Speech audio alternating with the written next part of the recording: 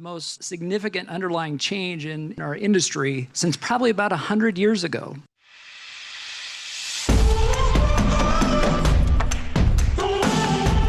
Innovation is driving growth in the food industry. This is literally the industry that sustains all of us. The experience working with Plug and Play is just tremendous.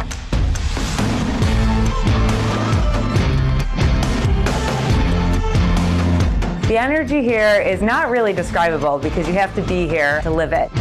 There's never been a more exciting time for innovation. You could essentially outsource your external innovation to Plug and Play.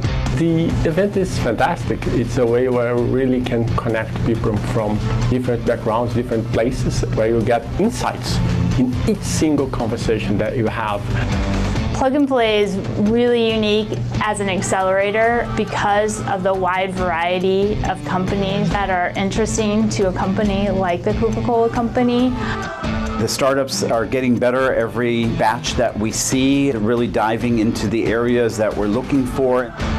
We really love working with Plug and Play because of the quality and quantity of startups that we get to see, as well as an opportunity to engage with other corporate partners around how to drive innovation, particularly how to work externally in a broader way. From both sides, the portfolio of corporates and startups are so vast. It's an incredible high-energy environment. My co-founder and I both have been absolutely thrilled with Plug and Play. An absolute incredible diversity in technology. We've had real business come out of this. We've talked to Coke, Pepsi, Colgate. We're signing agreements and we're moving forward. The curation of the companies that come to us is excellent. It's seeing the best in class that the startups are doing here and seeing how creatively we can incorporate that within our separate lines of business, push our revenues. It has me personally excited.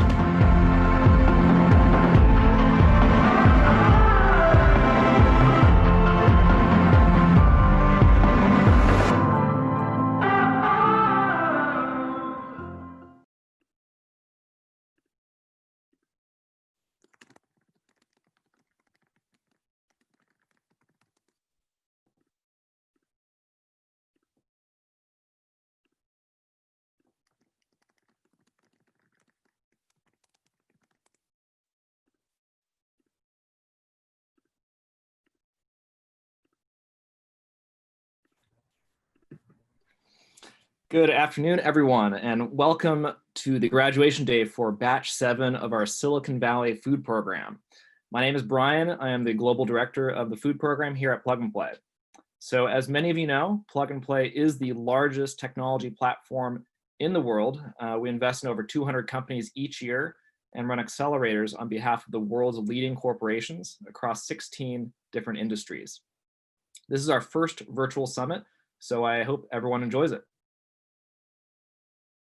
So on today's agenda, we will be going till 2:30 Pacific time, and we'll be showcasing 15 startups graduating from our program. But before we get to the main event, I will provide a brief overview of our program, announce the Corporate Innovation Award, and our keynote speaker.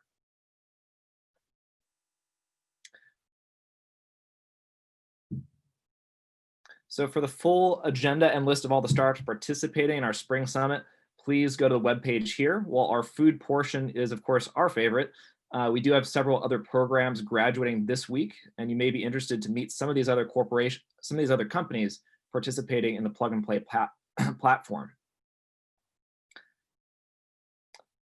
So for the startups pitching today, we'll be providing 4 minutes for the pitch and leave 2 minutes for live questions and answers. Yuki will be administrating the startup introductions, and Michelle will administer the Q&A portion. If you have any questions, please submit this via the Q&A box at the bottom of your Zoom window, and we will try to get to your question. We only have 2 minutes for Q&A, so please submit your questions early if you'd like to have them answered. We'll also prompt you at the end of each pitch with an option to be connected to that startup. So if you don't get your question answered, there is still a chance. We will also be recording the session, so if you want to see anything again, we will be able to share this recording afterwards. So on the left-hand side here, you'll see the startups that are graduating today. We chose these startups based on the votes of our corporate partners on the right. At the beginning of each batch, we have a board meeting with all the program's anchor partners to go over the program direction and technology focus areas. Based on this information, we build our elite list of startups that our anchor partners then vote on. The highest ranked startups from our elite list then join our selection day event, where they have an opportunity to pitch our partners in person for a chance to join our program. So after this last step in our filtration process, our partners select 15 startups to join our program. And these startups on the left-hand side here are the ones that were selected, and they started the program on February 5th. And these companies represent the varied technology interests of our partners. 5 of these companies are the ingredient innovation space. 4 are in biotech / microbiome. We have 2 in data analytics, 2 in ag tech, 1 in water tech, and 1 in supply chain.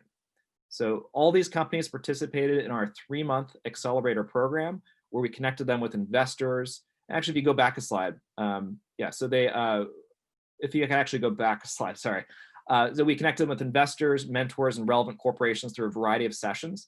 Due to this virus, this batch participated almost entirely virtually. So we had our first virtual focus week, deep dive sessions, and speed networking, which ended up being very successful. So the brands you see on the right-hand side, those are the corporate partners of the food program. And these are really the companies that make our accelerator possible. The corporate innovation world is not easy. Our champions in each one of these companies has a small budget, an even smaller team responsible for changing the way thousands of people have been doing their business for sometimes centuries. So thank you to all the dedicated team members that have been building out best practices, working with the startup community, and providing our entrepreneurs an opportunity to make their dreams come true. So with this crisis, we did have a lot of changes and had to move everything virtual. So we're all very thankful and impressed by the continued engagement from these partners through this crisis. So we want to thank everyone for being so flexible. I'd like to also point out a couple of these partners that have been particularly inspiring to us. DuPont, of course, has been particularly fascinating to work with. We've learned so much from their team. So big shout out to Frank and Mo for getting the relationship going, and Tony Butler for bringing it back to life. Also, our longstanding partners, Izaki Glico, Ajinomoto, Pepsi, for being with us for over 3 years. And for Chicago, we really want to point out Pepsi and Tyson. You guys really inspired us to get this started, and particularly thank you, Samir and Many, for pushing us to make this happen. I'd also like to thank Mondelez, Tetra Pak, Hershey's, Smithfield, and our newest partner, Ocean Spray, for supporting us in this move. Lastly, I'd like to thank Red Bull for hosting us in your amazing US headquarters in Santa Monica earlier this year. We had a really great time. So with that being said, we look forward to seeing everyone in person again once this whole crisis is over. So the goal of our program is to identify the most pressing technology challenges in our industry as dictated by the largest food companies in the world. And then our job is to really bring together the startups that solve these challenges. So our program aims to showcase innovation across the across the food value chain. So we start our search in field, where we look at seed genetics, crop protection, farm connectivity, animal health, and animal feed technologies. For our food processors, we are then constantly sourcing new automation, food safety, packaging, and ingredient technologies. And we are particularly focused on new sweeteners, proteins, and microbiome technologies. So if you do have a startup that addresses one of these categories, this is where our program is particularly well suited. Next, we go on supply chain. We really look at a lot of last mile deliveries. And actually, if you can, go back to the last slide. On the supply chain side, we look for a lot of last mile delivery solutions, real-time asset tracking and shelf life extension technologies. And then we also get to the in-store portion, where we look at new ways to understand consumers, predict trends, and adjust to a world that is increasingly virtual. So the most valuable resource we do offer to our corporate partners is the deal flow. So this is where we take their technology challenges, then match them up with the startups that can provide the solution. So if you'd like to learn more about how we run these sessions and make these introductions, please reach out to our team and we can walk you through this. So here you can see how our program has evolved over time. When we started the program, we took some guesses at what our partners wanted to see. As we learned more from our partners, the program evolved towards more B2B startup solutions. And as our corporate partners evolved, along with the outside world, new trends emerged. For example, in 2018, you might recall the E. coli outbreak. This is where 150 people were affected in 29 states. This caused our partners to look closer at new food safety solutions. And if you look at our most recent batch, really scalable ingredient technologies have been the focus, particularly plant-based or fermented technologies that can reach industrial scale. So today we have the coronavirus. So the question becomes, what innovations will this spur? Plug and Play runs over 30 offices globally. Each one of these offices has its own team and dedicated corporate partners that really dictates the technology focus areas for each program. So our food program started in 2017 in Silicon Valley and has since expanded to 4 locations internationally. Each location has their own accelerator and sources their own startups and makes investments in these companies. So last year we expanded to Milan, Italy, as well as Sao Paulo, Brazil. This year we opened up Plug and Play North Dakota. Our goal for the next 12 months is to launch several other offices. You can see here on our radar is China, Zurich, Thailand, Tokyo, and my favorite, Chicago. So in March, we launched our second program in the States, Plug and Play North Dakota. On the bottom right, you can see the corporations that helped launch this program: CHS, Microsoft, Bremer Bank, and OCP Group. The focus of this program is agriculture. We partner with several groups, including Emerging Prairie, to help create a fully autonomous farm by 2025. In the middle, you can see our founding partners alongside our CEO, Saeed Amidi, as well as the governor of North Dakota, Doug Burgum. So the selection day for our first batch in Fargo will be held virtually on May 27th. So please reach out if you'd like to learn more about this program. So Chicago is the project that I am most excited about at the moment. This past February, we had a board meeting with all the corporate partners in our food program. This is where we discuss program direction, technology focus areas, international expansion opportunities. So Chicago became the main focus of the discussion, and we weren't really given much of a choice. So in Chicago, there are over 130,000 people across 4,500 companies operating in food manufacturing. So it became clear that this is the hub in the United States for food manufacturing and a place we need to be. So our first event in Chicago will be on May 21st. So this will be where our founding members of this office will get together and meet one another, discuss technology focus areas, and learn about the structure of the program. Our physical launch will be on September 1st. So if you'd like to learn more or join us for this event, please reach out to our team and we'll get you information and get you registered for the event. Lastly, I'd like to briefly talk about Thailand. We're really excited about this opportunity to expand to Bangkok. So on July 29th, we will host our launch event where we will showcase a variety of startups focused on precision farming, indoor agriculture, and novel biotech ingredient solutions. So please reach out to our team if you'd like to learn more or register for this event. Okay, so a plug and play tradition is to award those corporations who have been exceptionally engaged with our startups and successful in external innovation.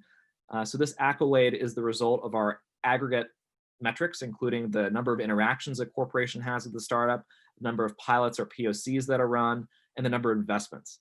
So the winner today has been a partner with Plug and Play since June of last year, and has already established 9 pilots and is considering 4 investments. So the winner today is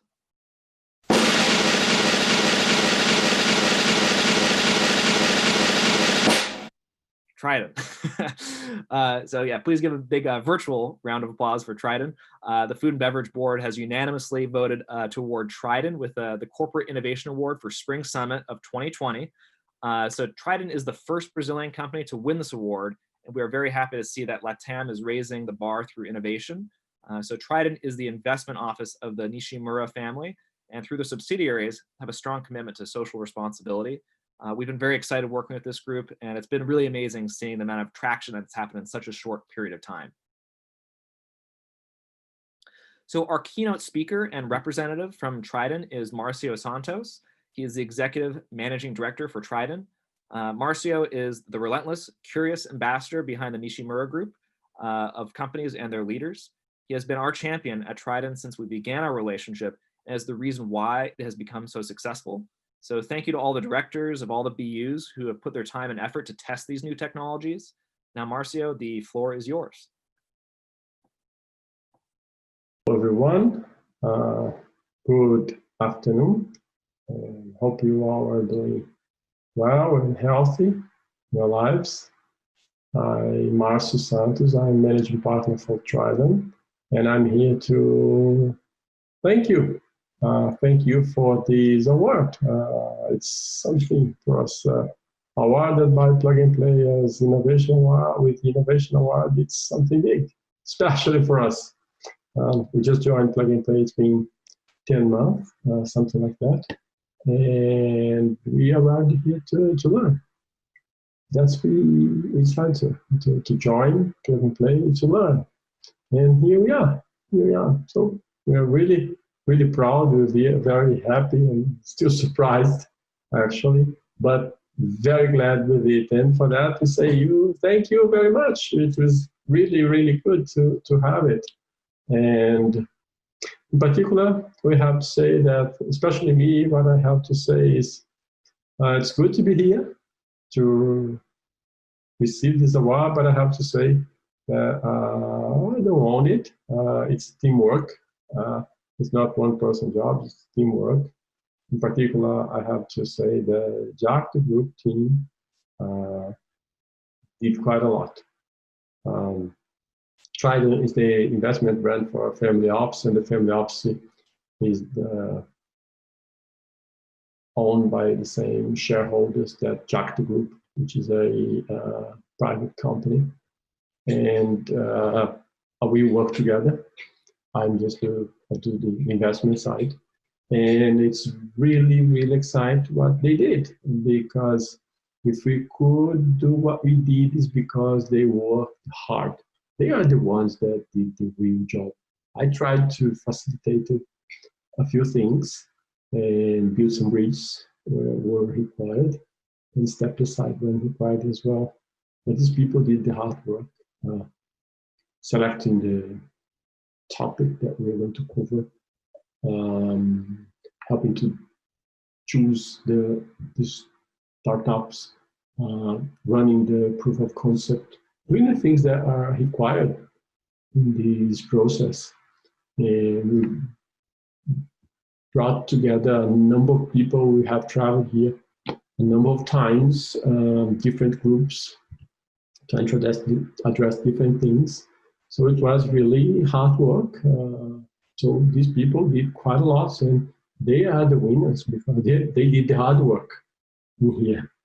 And that said, I also have to recognize that Plug and Play did great. We arrived here to learn, as I said, and these people, they joined this project with us. They, for every question which I raised, they were restless. They were there to go after, to find a better answer.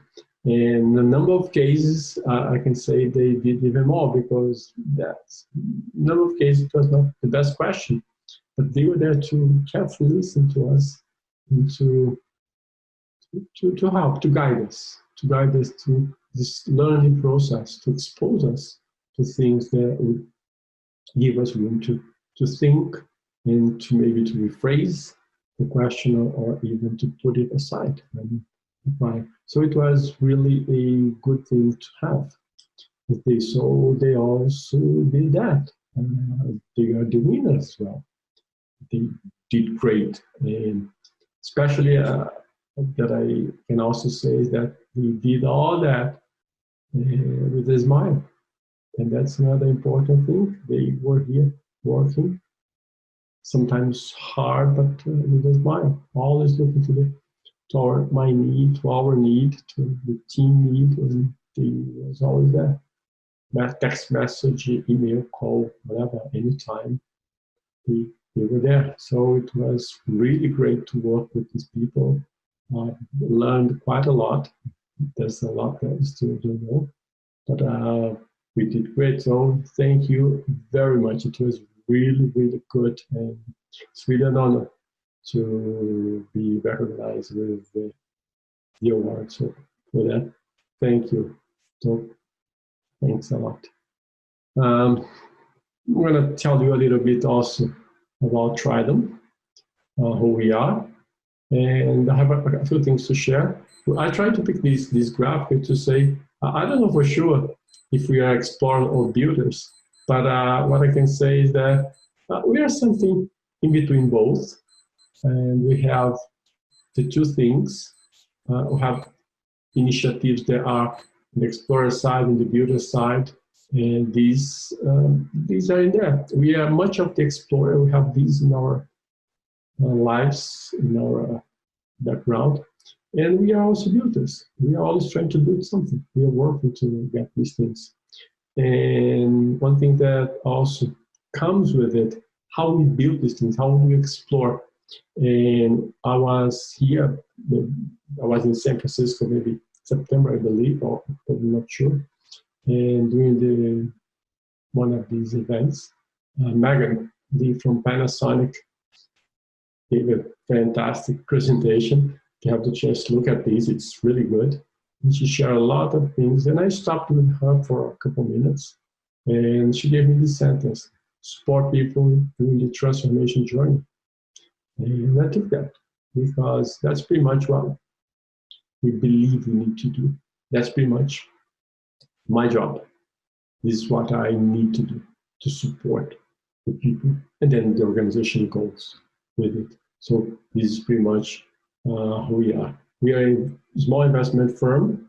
We have a few things that I'll share with you, but for now, I want to first share about Duckweed, which actually Trident was created to support Duckweed executives.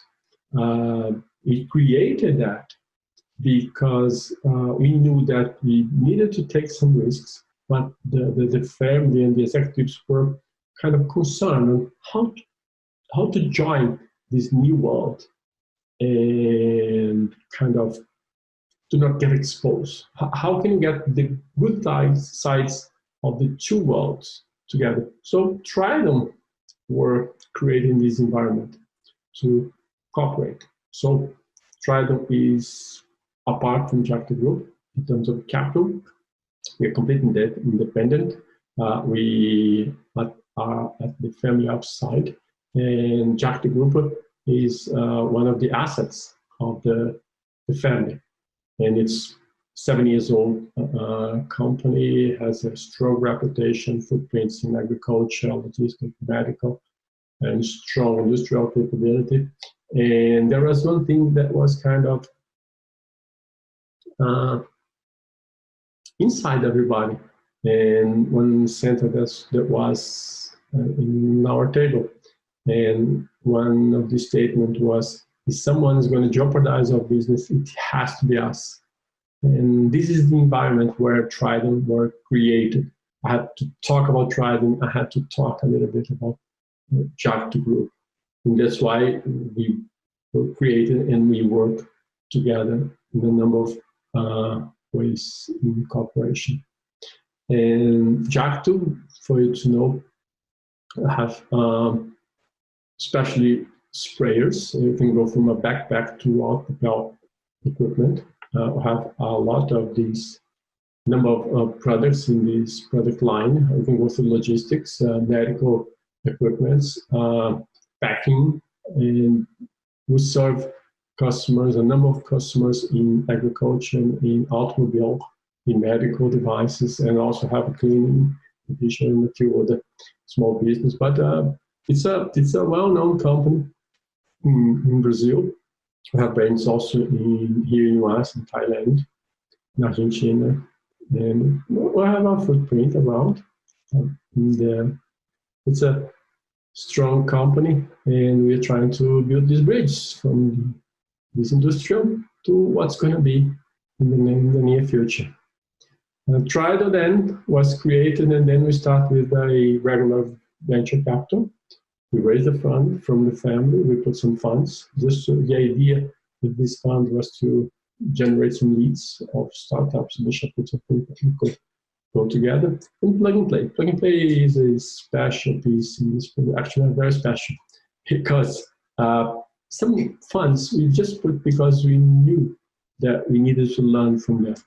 But we want to go straight to deal with startups and get into this open innovation world And we early in the research, we learned that plug and play was the best way for us to get into it. And we set up a target. We wanted to expand service for customers, for non-customers, and expand the family portfolio. And getting into joining plug and play would be a way where we could be exposed to those who that matter. It's really hard to look for startups to do search. Is something difficult. But if you have a company that has this background to help you, to support you, it goes faster. And this is just what happened to us. We worked, we put our time, and plug and play put their time as well. So together we could do quite a lot. And here are some of the numbers. And we did do flows here in San Francisco, and also a virtual one. We're supposed to go to Europe. They introduced us to a number of companies formally through the platforms, but a number of other introductions that were made when we went for dinner and other meetings, and a number of people that we discussed. And from these collection, new flows and introductions, we run 9 pilots. We picked some 9 projects that we found were very synergical to the things that we are doing, or at least were things that we were expecting to find. And to achieve these and run these, we have had the BUs involved. 4 of the BUs were involved to do this. And nowadays, we still have 5 pilots running. Actually, some are even a second pilot with the same company that we are doing. And we did quite a lot in this process. And there are some other companies that we are continued evaluation. It takes more time. We like to look sometimes very close, depending on the things they are doing. So have some that are still over evaluation. Some of these are already with the agreement term on the table. We have this discussion to the investment. I believe nearly all will be signed, just a matter of finding just nothing complex. And from this experience, what I can say is that it's an ambassador job. A number of things that we don't know, several, and requires a lot of diplomatic skills, the clear goal. When I say about diplomatic skills, meaning that you have to have clear what you want, and you have to know and understand, put yourself in the other shoes. You gotta be there. We like to go close to visit the company, to talk to the customer. I like to do that, and most of the people that I work with like to do that. And it requires quite a lot. We really need to go there. We need to be there, to think, to consider, to learn, to put yourself in that project if you really want to do this. And this is what we try to do. And from this process, I think I picked 4 of the things that I believe are the most important for us. And first one is to get exposed to other contexts and put yourself into their shoes, which I just said. It's important. Sometimes our mindset, some metrics, corporate metrics, they define some boundaries, but these boundaries are not actually there. It's kind of that we have in mind.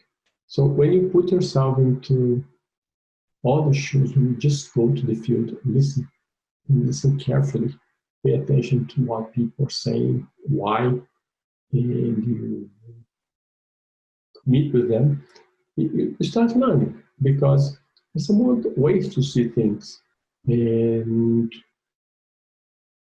you take the challenge to go there. So this is important to do. Put time on it. Put in the other side. Put time to it. Put yourself in the other person's shoes. Try to see his point of view. And sometimes they don't know things you know. but they know things that we don't know. So that's something really important to take the time to listen. Sometimes it's hard to put a question, but put a question, listen. And I like to sometimes to have a pillow between one statement and the other and have one night. Listen, just leave it. Do not question it. Take it. Put it inside and let it kind of cook a little bit inside of you. And then you come back. Give some time. Listen, cook it. Then you come back with maybe more question, more investigative. Because at the very end, you are here to learn. We're here to learn. So this is one topic. Another aspect, important aspect, is the metrics. Challenge your metrics. Sometimes metrics are really odd. They distort the things in a sense that you just get blind. You need to challenge the metrics, internal metrics. Sometimes what we really need is to put some metrics aside and pay attention, because the metrics are creating a bias that you do not want. If you look carefully, you can have the opportunity to see new things that are really important today. So challenge your metrics. And I was really surprised with some things that I learned over the past year. And last one, but not least, people and project, you take the risk, learn from it. You gotta move. Do not just get analyzing these things. There are things that you just can't do. Just like making valuation of a startup, it's a challenge. You can invite maybe 100 of experts to make an evaluation of a startup. So I doubt that they will even get close of what's going to be the reality. So do some investigation. It's really important to do. But have a discussion with the entrepreneur. Learn with him. Talk to him. You don't need much money. Put some initial investment. Start with this project and learn from it. Take the risk. You're going to learn so much that you're going to be impressed. Start small. The point is not how much money you put on it. The point is how fast you go. That's the really point. And that's why I leave for you this statement. Do not despise the small beginnings. You can start small, but you can reach really, really big things if you just move fast in this process. This is what I want to share with you. Again, thank you very much for the prize. We are really proud of the part of Plug and Play team. And here we are. If you want to reach me anytime, just let me know. I have a mobile, I have my phone, or talk to anybody from Plug and Play. They can get me. Thank you very much. Have a nice afternoon and evening. And give me your questions. I'll be here for new questions if you want. Okay? Thank you. Thank you so much, Marcio, for that insightful speech and for recognizing the importance of external innovation and taking the initiative to be our thought leaders today. We truly appreciate the energy your team has brought to Plug and Play and to our ecosystem of startups. And now it is time for our startup pitch session. Hello, everyone. My name is Yuki, and I run the global operations for our food program here at Plug and Play. And I'll be your host for today, along with my colleague, Michelle. Thank you to each and every one of you for being with us today at our Spring Summit as we celebrate the graduation of our Food Batch 7 startups. Now, before we begin, just a few housekeeping items that I'd like to cover. Each startup will be presenting for about 4 minutes, followed by a 2-minute Q&A session, so please don't hesitate to ask questions in the Q&A chat box below. Also, we'll be conducting a poll after the Q&A session, asking if you'd like to get connected to the pitch startups. So please make sure you submit your responses there as well. So with that said, let's get ready to move to the main event. I'd like to introduce you to our first presenter, Moritz and Tony from Plantable Foods. And they're developing a functional and sustainable plant-based protein from duckweed. Hi everyone, we're Moritz and Tony, co-founders of Plantable Foods, and coming from the Netherlands, we grew up with meat and dairy. We really love our cheeses. But unfortunately, we discovered that it requires quite some natural resources in order to produce the animals that create these delicious products. For example, it requires 750,000 gallons of fresh water and half an acre of land to grow one happy and healthy cow. And knowing that by 2050 we'll need to produce 70% more food with only 20% of excessive arable land available, we realized that we have to change our diets in order to ensure that future generations can eat as well. This meant that we had to open ourselves up to a more sustainable and arguably healthier plant-based lifestyle. But there was only one minor problem that we encountered, and that is that most of these plant-based products are actually quite low in protein, relatively rich in sugar and salt, while they also contain a lot of funky and unpronounceable ingredients like methyl cellulose.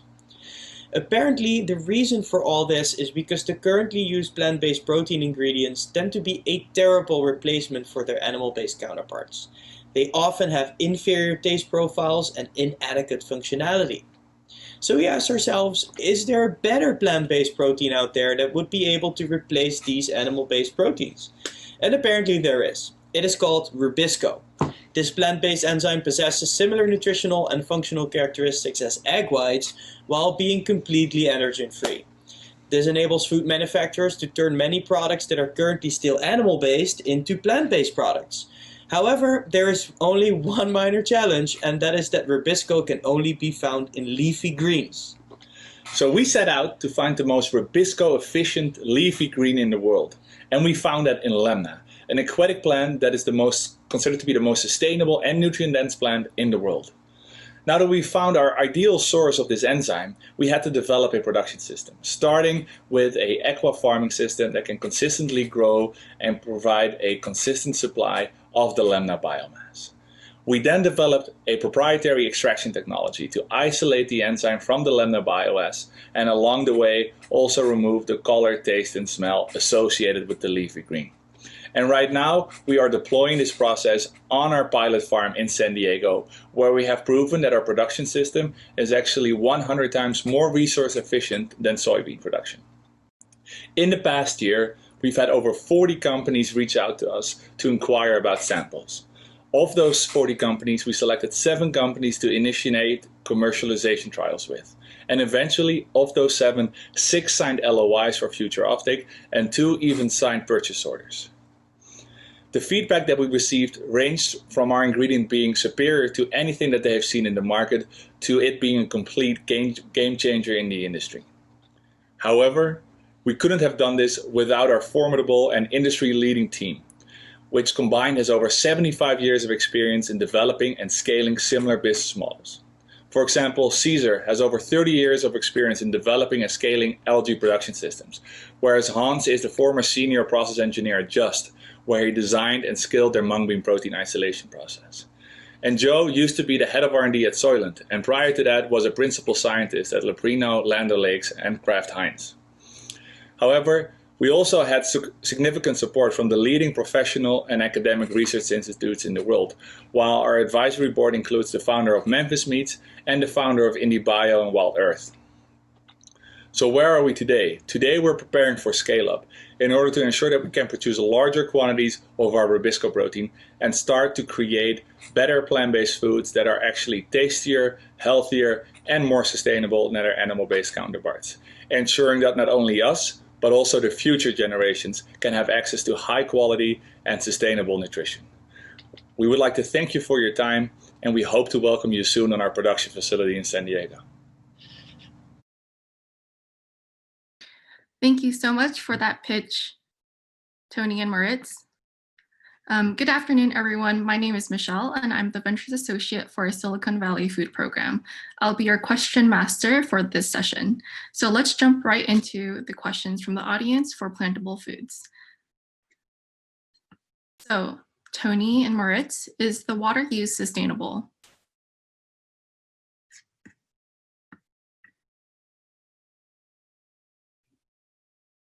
Sorry, we're still muted, but we're still muted. What is the water that we use sustainable? Or is the water use sustainable? Is the water use sustainable? Okay, yeah, the water footprint is actually very low due to the natural characteristics of the crop. So our water footprint is 20 times lower than that of yellow peas. Got it. And what does the price comparison look like for your product versus what other ingredients on the market? Yeah, so we're targeting a similar price as egg white. Got it. And do you know what your anticipated cost is going to be for at full scale? Yeah, so that will be similar to that of pea protein. Got it. So how does your IP stack against others that have been working on duckweed? Yeah, so we are more focused on Rubisco than we are on duckweed specific. So for us, duckweed is more, or lemna, as we prefer to call it, more the source of Rubisco. So our technology is all related to how we can optimally grow lemna in order to source as much as Rubisco as possible. So there are some novelties there that are differentiating compared to other companies that are operating or are building a business model around lemna. Got it. And is your ingredient heat resistant? Like is the final like it is it functions like a chicken egg white, so it creates heat induced gels. Got it. And do you have an FTO? Yes, we've done the freedom to operate analysis with a lawyer, so we're fully cleared there. We actually already filed a patent on our extraction technology. Got it. Thank you so much, Tony. So we'll move on to the next company. Thank you. Thanks. What a great start to our startup pitch session. Thank you so much, Moritz and Tony. Everyone, that was Plantable Foods. Up next, we have Jahan from AdHark, and they're developing powerful visual intelligence tools that elevates brand performance.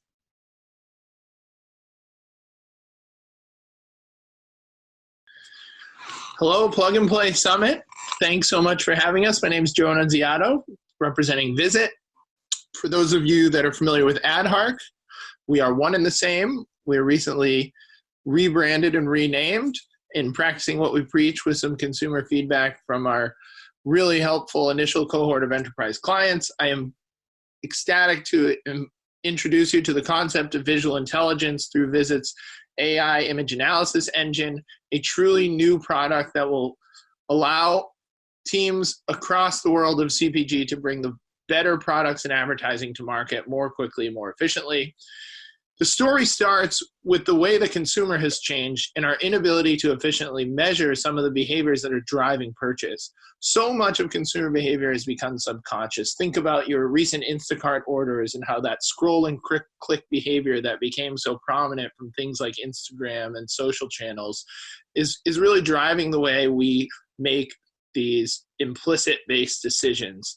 They're heuristically driven and they're cognitively biased. The real consumer truth involves some of that bias, and we're now able to see through our consumer eyes in that way. There's so much visual data out there, and it's largely untapped. It's estimated that brands are leaving about $20 billion on the table in the US relative to unoptimized commercial imagery. Traditional methods, which is my background, developing and implementing agile development processes for market research, it was really apparent to me, and I became very excited to bring this technology to those use cases, because traditional methods are so rational and so much purchasing behavior, as we mentioned, is so implicit and irrational. We fail to capture that complete view of the customer and make that view of the customer democratized and available to all of our stakeholders as a research group in general. The Visit platform offers a super intuitive way to log in, upload your imagery, and get those scores on what is most preferential for your given audience. This score is so direct and simple that it really cuts out any internal communications and workflows. It allows you to have confidence to put this tool in the hands of any of your stakeholders who are assessing the success of imagery.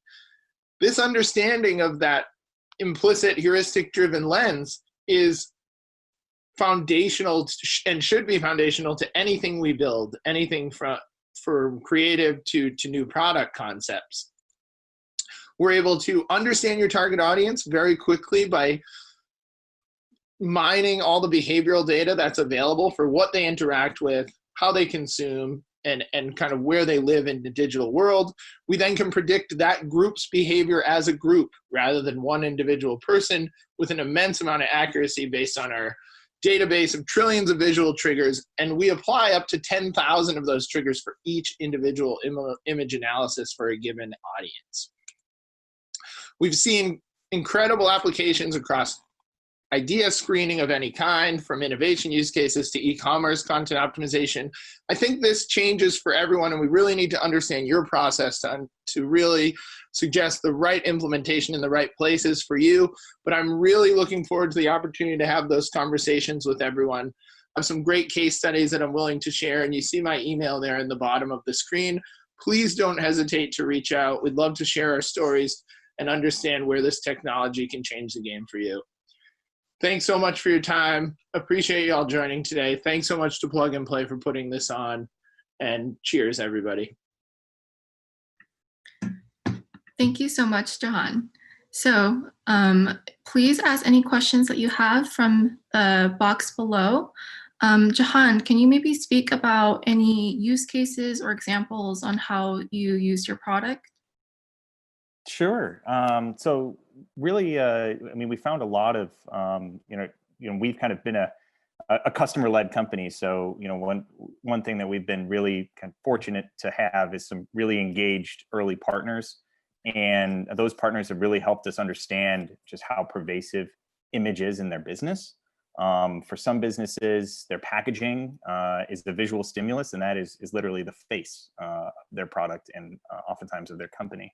So we found some really interesting and effective use cases with pack testing and new package design evaluation. E-commerce has been a really powerful case for us. So you think about the digital shelf and choosing between different granola bars, choosing between different juices, that kind of implicit draw from the image is what drives glance views, and the performance and selection of your images in a carousel effectively drives a higher throughput. So on both kind of physical products and digital representations of products, we found some pretty fun use cases just in our kind of early, with our early corporate partners. Great. And do you create any digital content for your customers, or is it just analysis and rating? That's a great question. So we're a pure play AI company. So the team is all product team and engineers. We've developed systems that can automatically and algorithmically evaluate imagery. And our clients use that for testing, but also for discovery of new images. So, many brands have a very large database, or a DAM, a digital asset management system, of thousands and thousands of assets. But oftentimes the kind of insights and some of the most powerful assets that will work hardest at driving sales are hidden. So our clients will provide us with their imagery for evaluation, and the system provides discriminative scoring through the eyes or through the lens of one or more target segments, where each audience segment is represented in its own AI algorithm. That's what's really magical about this, is we're actually creating an artificial brain that perceives imagery as a particular cohort would. As you can imagine, my grandmother, who just turned 90, has a different worldview than my brother, who just graduated from Northeastern. They see the world differently. So we teach our algorithms to discriminate and kind of develop the biases that those cohorts have. That's wonderful. So we're just out of time, but please answer the poll if you want to get connected to Jahan and visit. So let's move on to the next company. Thank you. Thank you, Jahan. That was AdHark, everyone. Next up, we have Alex from Wastewater, the first personalized nutrition company that identifies blood micronutrient gaps through a simple at-home diagnostic. Hello, my name is Alex Bochis, Chief Operating Officer at Wastewater. We're a Boston-based startup focusing on building a personalized nutrition platform that uses an individual's micronutrient levels to build a customized nutrition program. Ultimately, our goal is to enable better health through the use of food and supplements in a targeted way to improve those micronutrient levels. And it's really our belief that while micronutrition is known to be essential for health, the ability to manage it is really a black box. And this is definitely evident by just the high rate of deficiency across the population. And this actually leads to real health outcomes. Micronutrients facilitate thousands of reactions in the body, and deficiencies have a clear connection with a wide range of symptoms. So our customers that we see, they come because they have low energy, poor sleep, elevated stress. And really our focus is on really kind of correlating our program with the ability to ultimately feel better and healthier. But really, I mean, the issue is that in the US today, micronutrition really isn't top of mind, whether it's in the grocery store or in the clinic. And really what we want to be able to do is really shift the mindset away from just calorie counting, macros, to allow nutrient density to be a key kind of focus for customers when they're selecting the food that they eat. And what we see is that this would really enable the future where food can really be used as medicine. Kpis was founded on the premise that your blood is the window to your health. And we did extensive research in the first couple of years to really identify, one, the nutrients that correlate with better health outcomes, and then two, what those corresponding blood levels are that lead to that improvement. And from that, what we did was use this concept to build a convenient user experience that really allows blood diagnostics to inform personalized nutrition recommendations. So we were founded in 2014, our leaders really being key players in the pharma space, the diagnostic space, and along the way we have built up an industry-leading team of nutrient scientists, advisors, registered dietitians, and actually currently about half of our team has an advanced degree in nutrition. And this focus on science has allowed us to build a product that really works. Over the past 2 years, we actually completed a US-wide IRB study looking at over 5,000 customers. And what we're able to do is demonstrate the ability to actually close micronutrition deficiencies, gaps. And we were able to show that of the nutrition deficiencies that we measured in the first test, we were able to actually improve 73% of these to go into the range of kind of normal and optimal levels. And as of today, we've raised over $6 million to test this concept. So we've been in the market again for 2 years, but really over that time, we've actually identified a much bigger opportunity than I think the one that we initially set out on.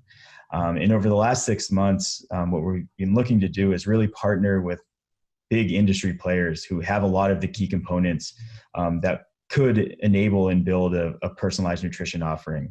So we've been working with some of the leading pharmacies, groceries, food brands to really actually enable their build of personalized capabilities using Kpis as really the core driver of getting the data needed to make the right recommendations.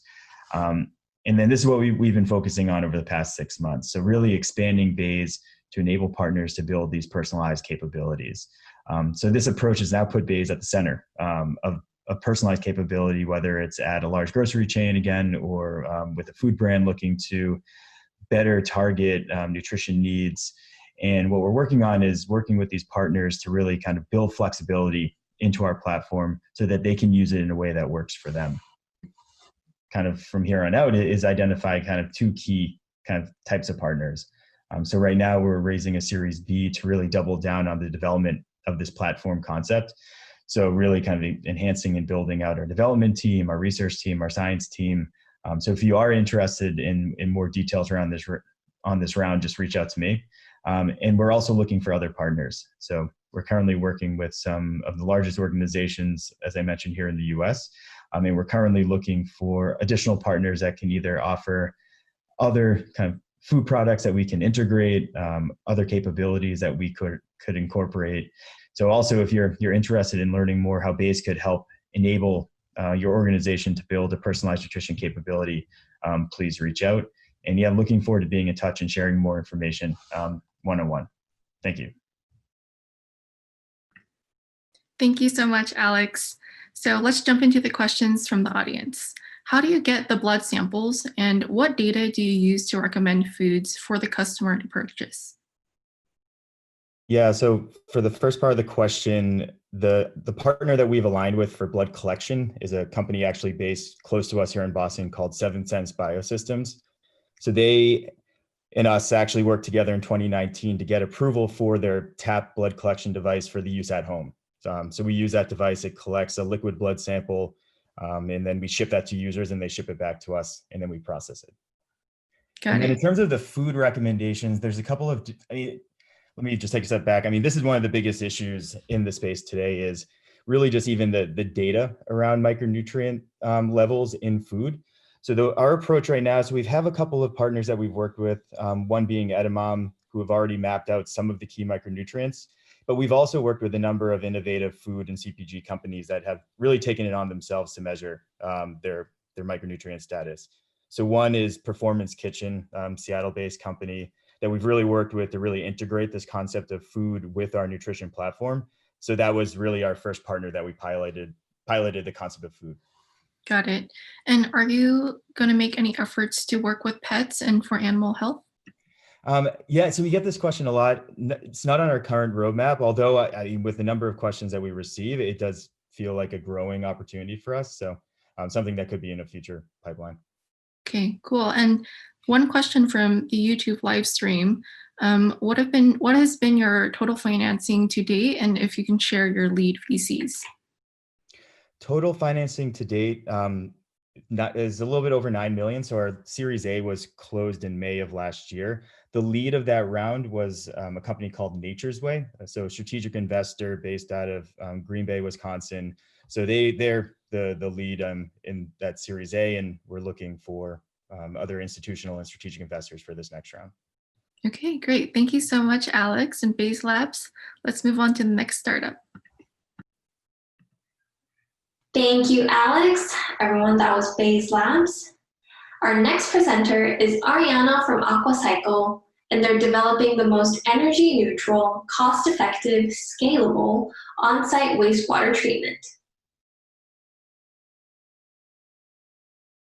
Hello, my name is Oriana Bretschker. I am the CEO and founder of Aquacycle. At Aquacycle, we make the bioelectrochemical treatment technology, or BET, and our goal is to make wastewater treatment better for our food and beverage clients. This technology has been in development in my laboratory over the last 15 years, represents $12 million of non-dilutive grant funding and $5 million of investment to date. Over the last 3 years, we have been de-risking this technology with demonstrations across multiple applications with paying clients. Over this last year, we did 2 demonstrations with multinational food and beverage companies, both exceeding their performance milestones by 2 or 3 times relative to treatment performance. The team is led by myself and my co-founders, Sophia and Ryoji. All of us have worked together for many years, coming from academic and industry environments, and bringing that expertise to bear specifically on developing a technology that can address 3 major problems within food and beverage production facilities. One is the generation of these very concentrated waste streams. It can be 300 times more concentrated than what you see in a typical sewer, even though it's just typically sugar. What we do is we have a plug-and-play unit, sits on site and addresses the treatment of these wastewaters directly, which can reduce sewerage fees anywhere from 20 to 60%. That can add up to about $500,000 to $1 million a year per facility in savings. We also address total suspended solids and eliminate the hauling of these solids off-site. This can also be a very costly problem, to $200,000 to $500,000 a year per facility. We can reduce those hauling costs from 60 to 100% in some cases. If there is existing infrastructure already on site, such as an anaerobic digester, we can act as a pre-treatment system for that anaerobic digester, helping to optimize biogas production by 30 to 50%, as well as reduce sulfide and eliminate the chemical costs associated with biogas sulfide production. How the system works is based on a microbial fuel cell. We use naturally existing bacteria already present in the wastewater. We bring these bacteria into each reactor, And they start to form biofilms or fixed films on the conductive surfaces inside of each reactor. These biofilms then start to use those surfaces as a way to breathe or a way to respire. And in that respiration process, they give up electrons. We move those electrons across the circuit, producing DC power. Now we can offset the energy demand of our system using the power that we generate. But the cooler thing is that the more electricity that we generate, the faster the treatment rate is. Because as we move electrons away from the bacteria very fast, we make them breathe really fast, which means they're eating fast, and that's what drives treatment rate. We can do in hours what a typical system will take days to do. And it's an extremely robust system. We can handle production variability, scheduling environments, and cleaning without any issue. The systems are patented. We've got 15 years of know-how in the space. How the reactors scale, basically like Legos. We just pack them into a standard shipping container and plug and play on site. We remotely monitor and control each reactor, reducing the amount of operator time required on site. And also we can catch issues before they become problems in terms of wastewater treatment and production. The dirtier the better, so the more concentrated the wastewater is, the more efficient our systems are. And as I mentioned, we've been validating the technology across a variety of applications over this last year and have translated into some sales in it, as well as the paid demonstrations. So the demo units we install, pretty small plug and play units. We'll operate these systems with a customer for 3 to 6 months, translate into a sale. And very happy to answer any additional questions you might have about how we can help you make your wastewater treatment better. Thank you. Thank you so much, Oriana. Hope you're on the line right now. So do you think you can maybe provide any use cases that you've done with a corporate partner? Yes. Can you hear me all right? Yes. Great. Yes, so we have case studies we can provide. So the system that we ran at Mars Wrigley, we had a 4-hour hydraulic residence time through the system. We're treating a range of wastewater concentrations coming from the plant. And we exceeded our treatment milestone in that system by 2 or 3 times, and that's been operating for about 6 months on site. We also had a system with Anheuser-Busch, one of their facilities in Los Angeles, that also exceeded milestones in terms of treatment. So I'm happy to provide those case studies for more detailed review on request. Great. And does your technology work on acidic waste streams? Well, we can treat acidic waste streams because we actually balance the pH as a part of our system. So we use technology to equalize the pH before it comes into our units. It is biological, so we need our pH to be between 5 and 9. Got it. And can your system deal with any industry wastewater? We handle anything with organic waste. So we are talking to some industrial customers that are outside of food and beverage, but their wastewater is all concentrated in heavy organics. We do not address inorganics, so no metals, no other inorganic compounds, nothing in hydrocarbons, very robustly. Okay, thank you so much, Oriana and Aquacycle. Let's move on to the next startup. Thank you so much, Ariana. That was Aquacycle, everyone. Next, we have Joanne from Phytoption, and they offer a variation of all-natural, high-functional ingredients and innovation from nature. Hi, my name is Joanne Zhang, co-founder and the CEO of Phytoption.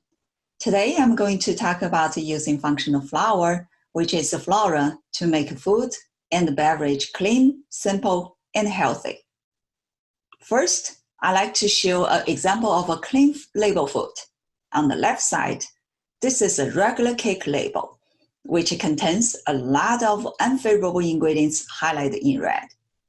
On the right side, we simply replace the emulsifiers and the texturants with our specialty rice flour and pea flour.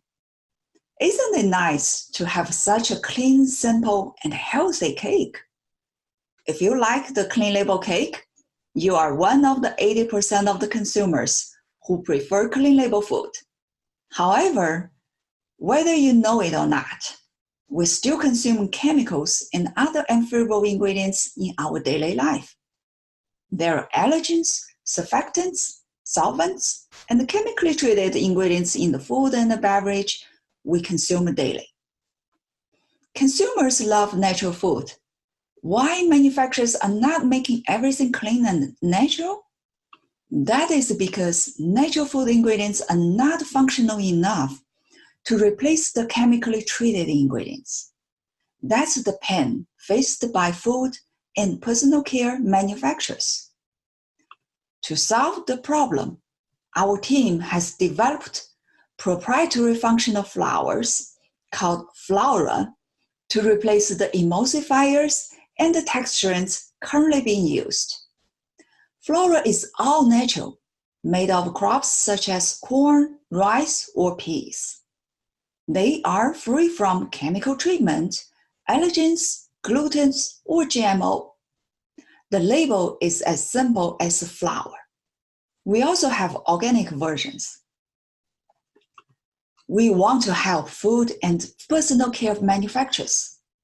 Flour can replace many unfavorable ingredients in ice cream, frozen dessert, color flavor, plant milk, sauce, dressing, plant meat, bakery creamer, and personal care products such as powders, cream, and lotions. If you are a manufacturer in this field, there's no need to change the processing, and the cost of use is comparable. In addition, our flour can replace multiple ingredients in your current formulation. The addressable market is $18 billion. Flora supersedes many alternative products in the market. We have tested the technical performance in our lab and by many customers. Flora performs better than modified starch, gums, lecithin, etc. Plus, it is a plant-based flour that is one of the safest and cleanest ingredients in human diet.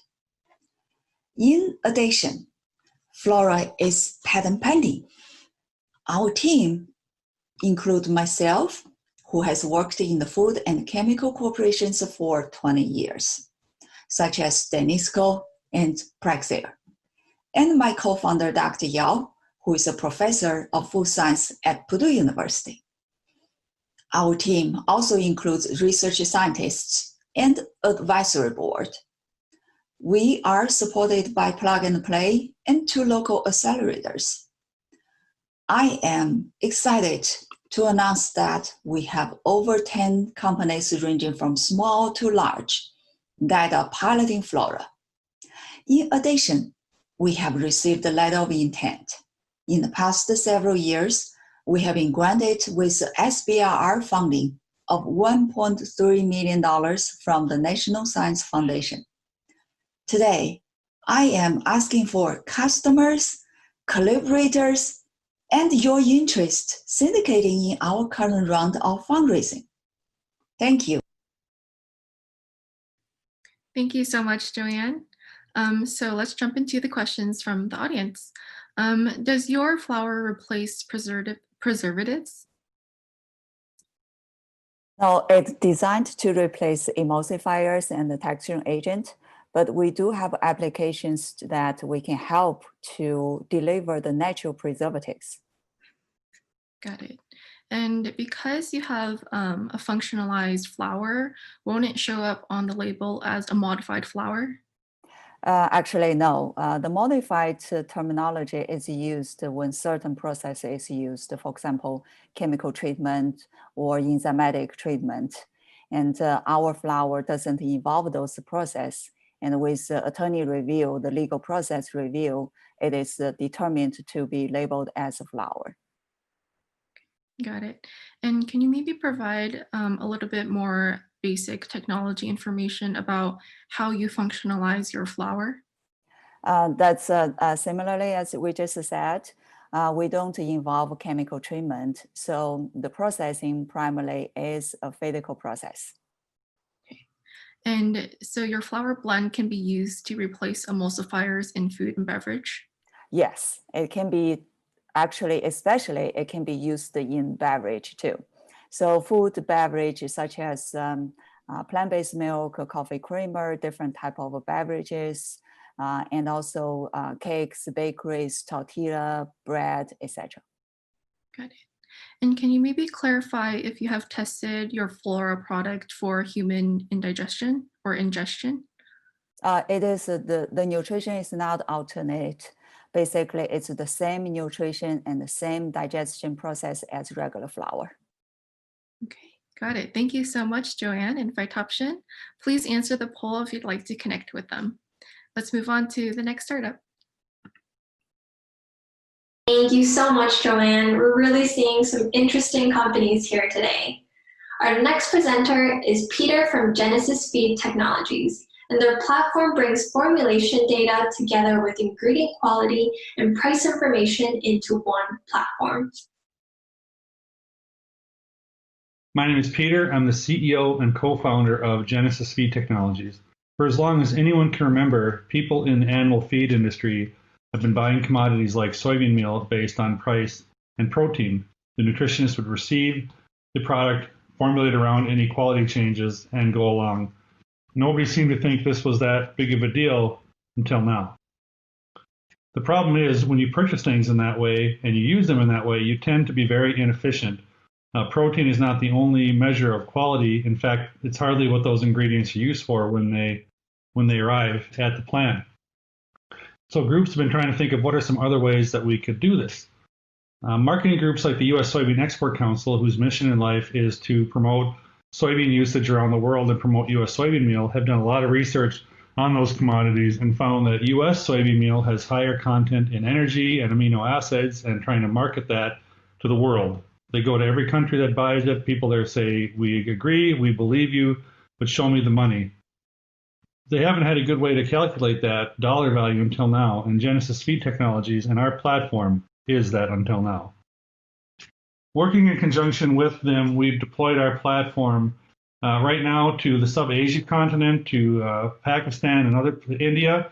We've also brought it out into the Americas, into Ecuador and Peru, and are soon to release it in Southeast Asia and other geographies around the world. In addition, we are starting paid pilot programs with 4 of the top 10 grain storage companies in the United States, so a big global reach.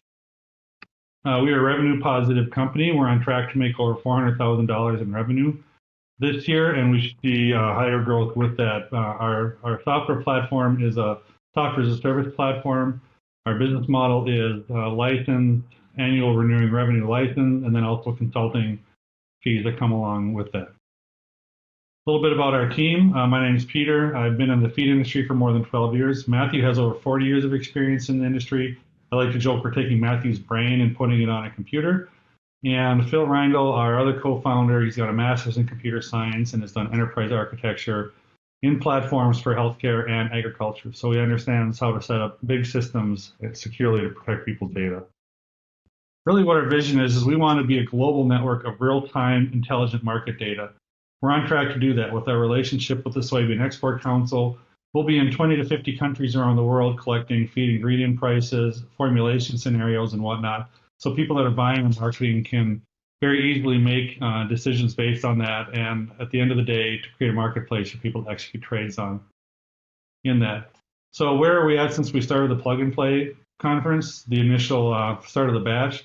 Well, we went from having this as our platform to finishing a complete prototype, which is now ready to go live with an updated interface for more usability as we scale this out.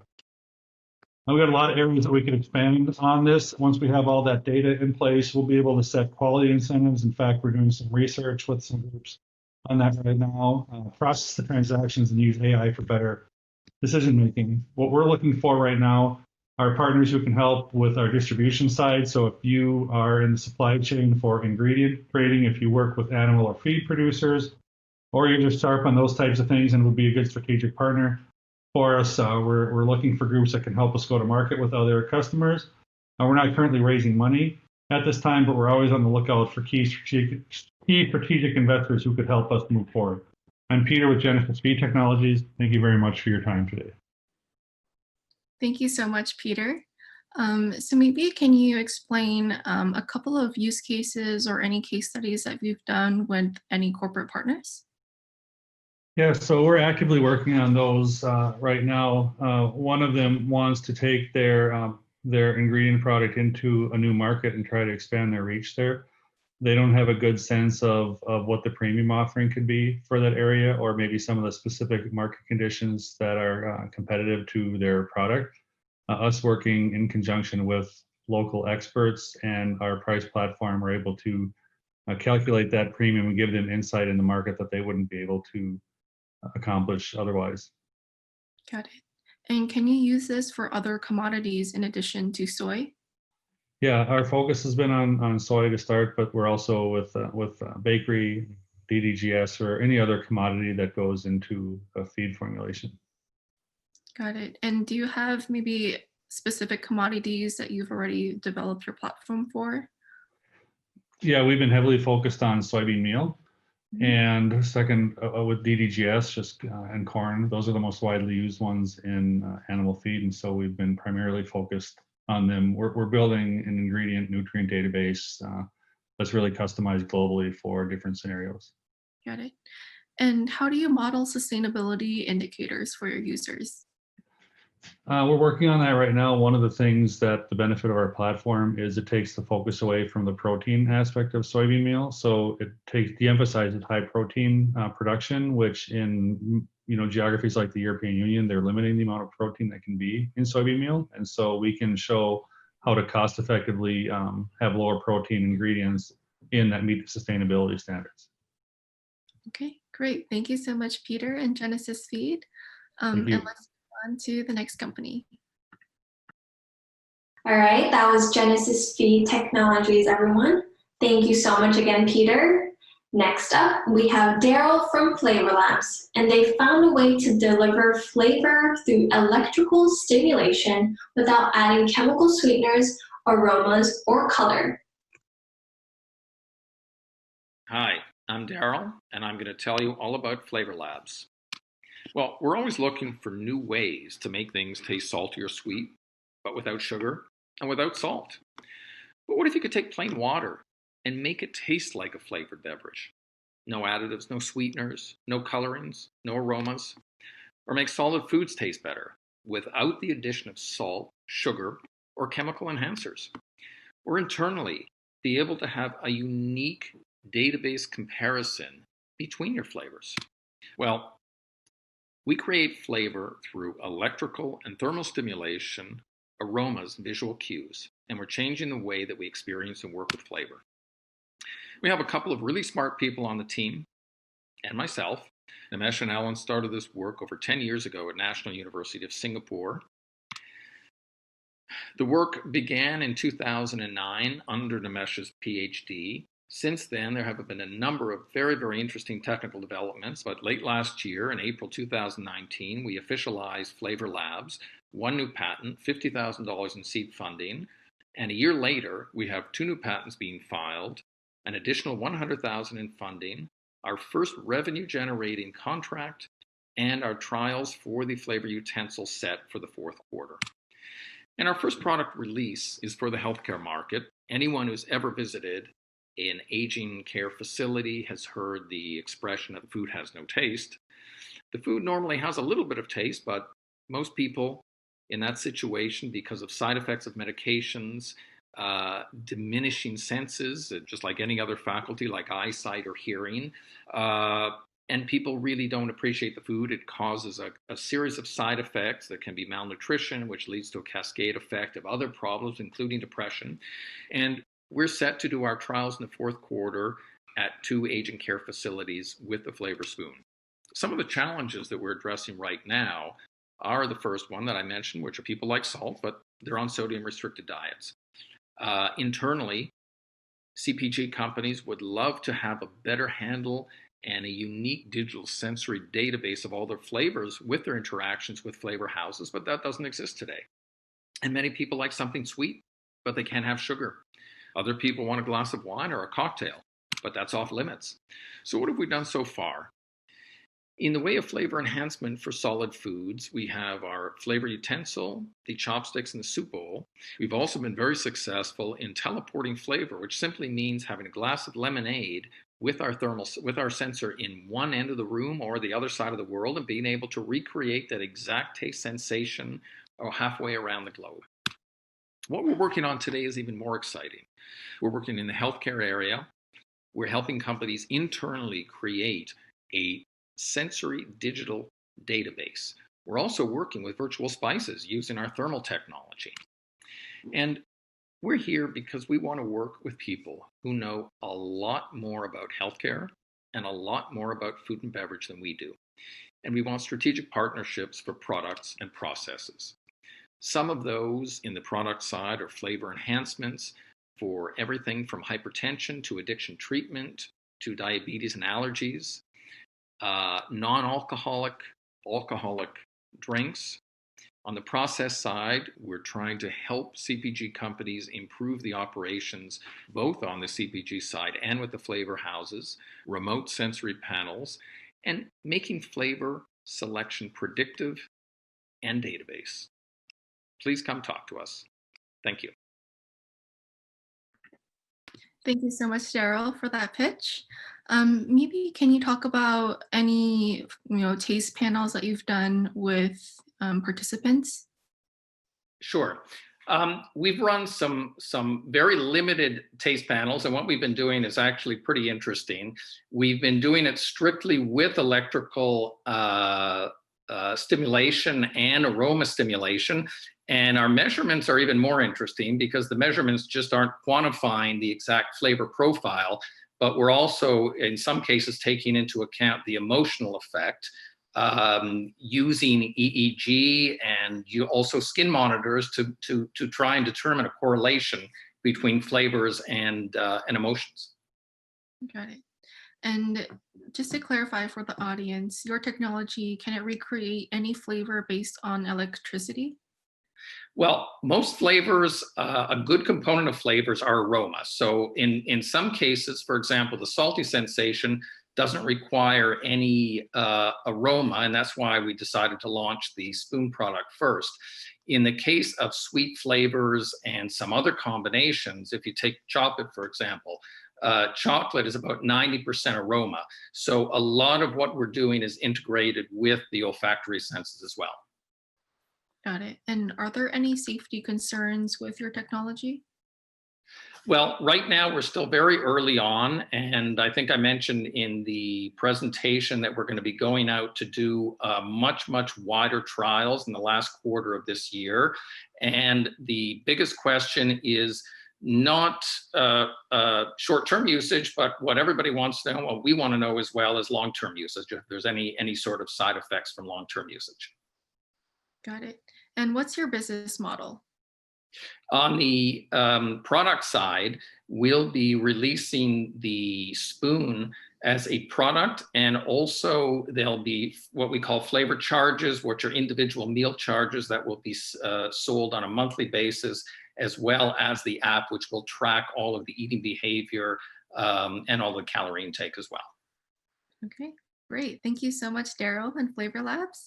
And we'll move on to the next company. Everyone, that was Flavorlapse. Thank you so much again, Daryl. Our next presenter is Cameron from ProGel, and they build microgels that are the perfect delivery vehicles for functional foods, supplements, and oral therapeutics.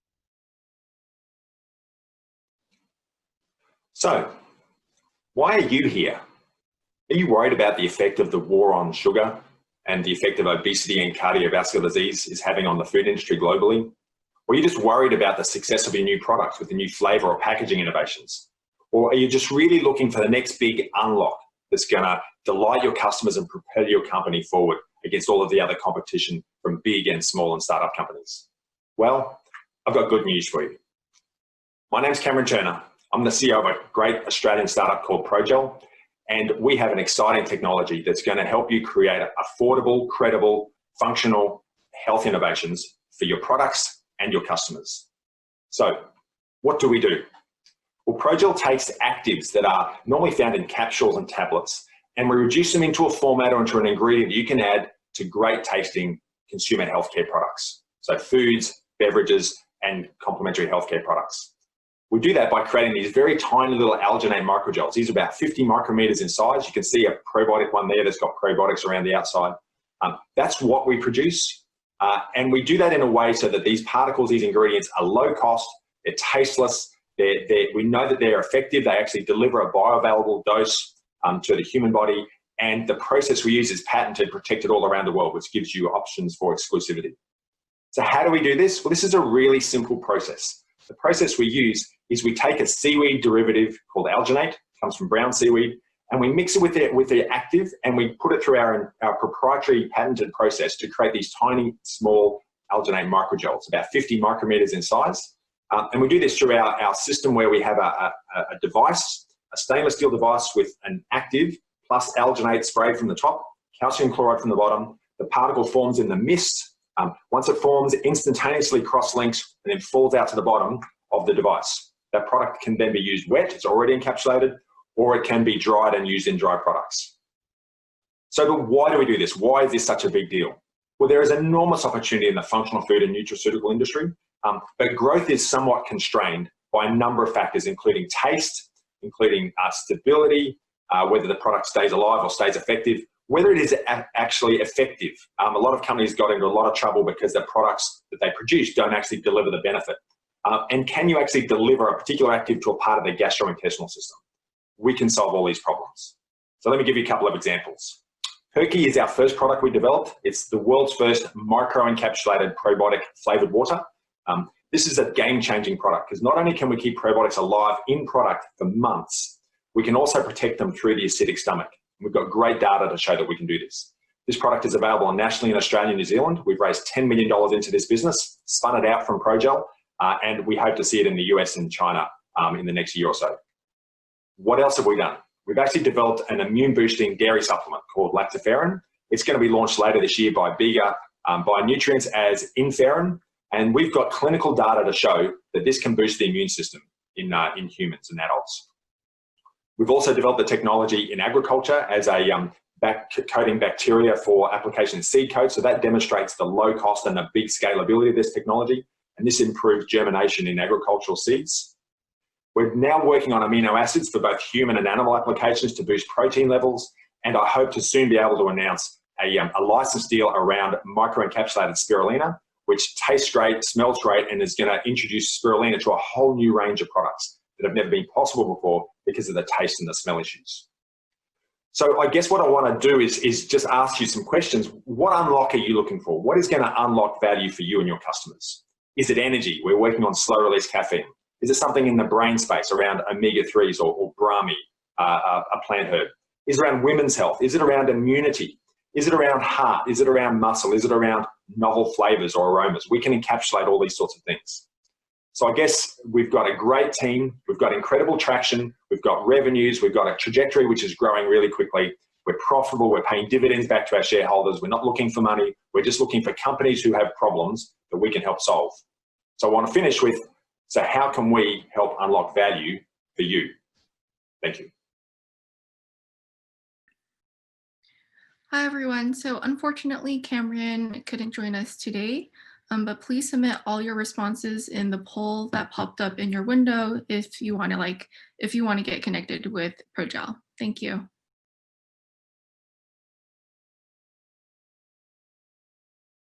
All right, that was Progel, everyone. Thank you so much again, Cameron.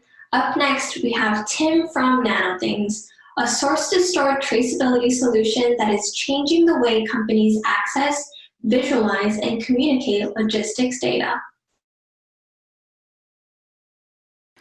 Hi everybody, my name is Tim Williams. I'm the co-founder and CEO of Nano Things. Nano Things is a connected product-level cold chain traceability solution. Insufficient cold chain traceability currently causes more than $1 trillion of waste every year, and that's because issues like driver and dock worker negligence, temperature abuse issues, and a whole lot of data entry errors cannot be traced with today's technologies and methodologies. So we built a connected sensor solution that lives at the product level to provide autonomous transparency across the cold chain. So here's how it works. This is the Nano Tag. It's our proprietary smart label. To activate the Nano Tag, simply peel this bottom tab off, and then to adhere the Nano Tag, remove it from its release liner, and simply stick it to whatever product you may have. Once it's stuck to the product, it'll provide autonomous temperature monitoring and physical traceability across all touch points in the cold chain. We predict the total addressable market for this solution to be over $1 trillion and the serviceable obtainable market to be in the $10 billion range. Despite the fact that we do have a sensor element to our solution, we have a SaaS-based business model. So we're charging our customers based on volume of shipments or assets being tracked on a monthly basis. We're going after the entire cold chain from manufacturers all the way down to retailer stores. And our sales strategy is to focus on the retailers first. The reason being the retailers have a lot of power and they can actually control what the manufacturers have to use for quality control monitoring. We have both SaaS and hardware competition. The key takeaway here is that you cannot solve this problem unless you're an IoT solution like NanoThings. So to talk a little bit more about what makes our hardware so unique, the Nano Tag is actually printed. So we're printing the electronics inside this tag, which is what is enabling the label-like form factor, but it also drastically reduces the cost, which allows and enables for product-level granularity. Embedded within the Nano Tag is a digital temperature sensor, an accelerometer for impact and fall detection, and a whole lot of intelligence so that we can even monitor things like changes in custody and arrival and departure time in every single location in the cold chain. The Nano Tag is completely wireless and can communicate up to 10 miles to the nearest gateway.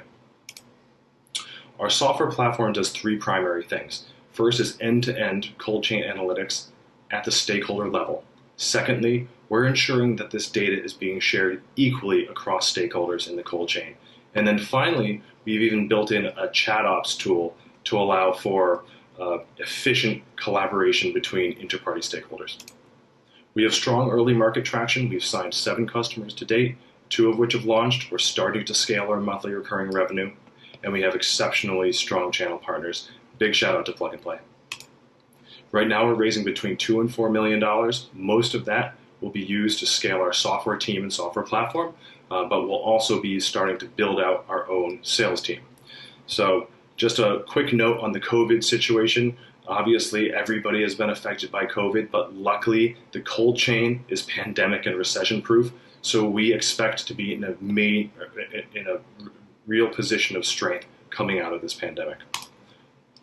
I'm the guy on the left that's talking right here. My 2 co-founders, Alan Gruber and David Gruber. Alan is a serial entrepreneur. He invented video streaming, sold that company to Akamai for over $3 billion.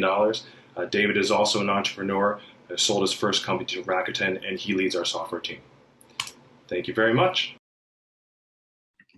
Thank you, Tim.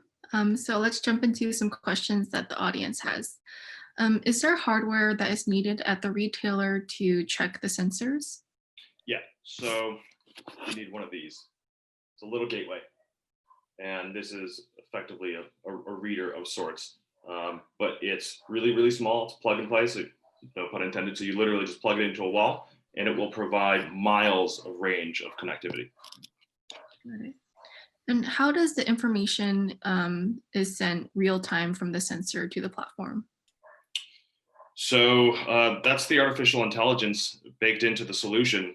The tag knows when it's in connectivity, in an area of connectivity, and will automatically transmit its data to known gateways in the connectivity range. And if it's not in an area of connectivity, it knows to automatically go into a store and record mode until it comes back into a range. And there's a question from the YouTube live stream. What is the current COG for the Nano Tag? That's proprietary information, but it's the lowest cost active sensor in the world by far. I mean, bar none. I mean, we entered the cost curve 75% lower than anything else in the market. So, I mean, we're sort of going after the RFID market in terms of cost and scalability.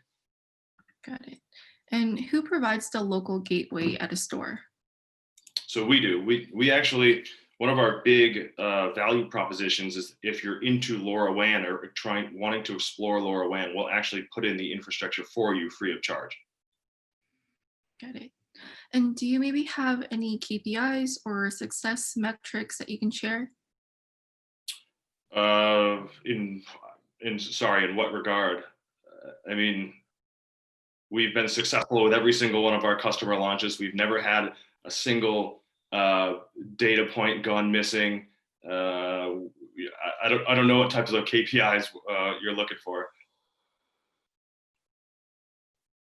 Yeah, so I don't think they clarified much in the question. So maybe please answer on the poll if you'd like to get connected to Nano Things and to Tim to further explain that question.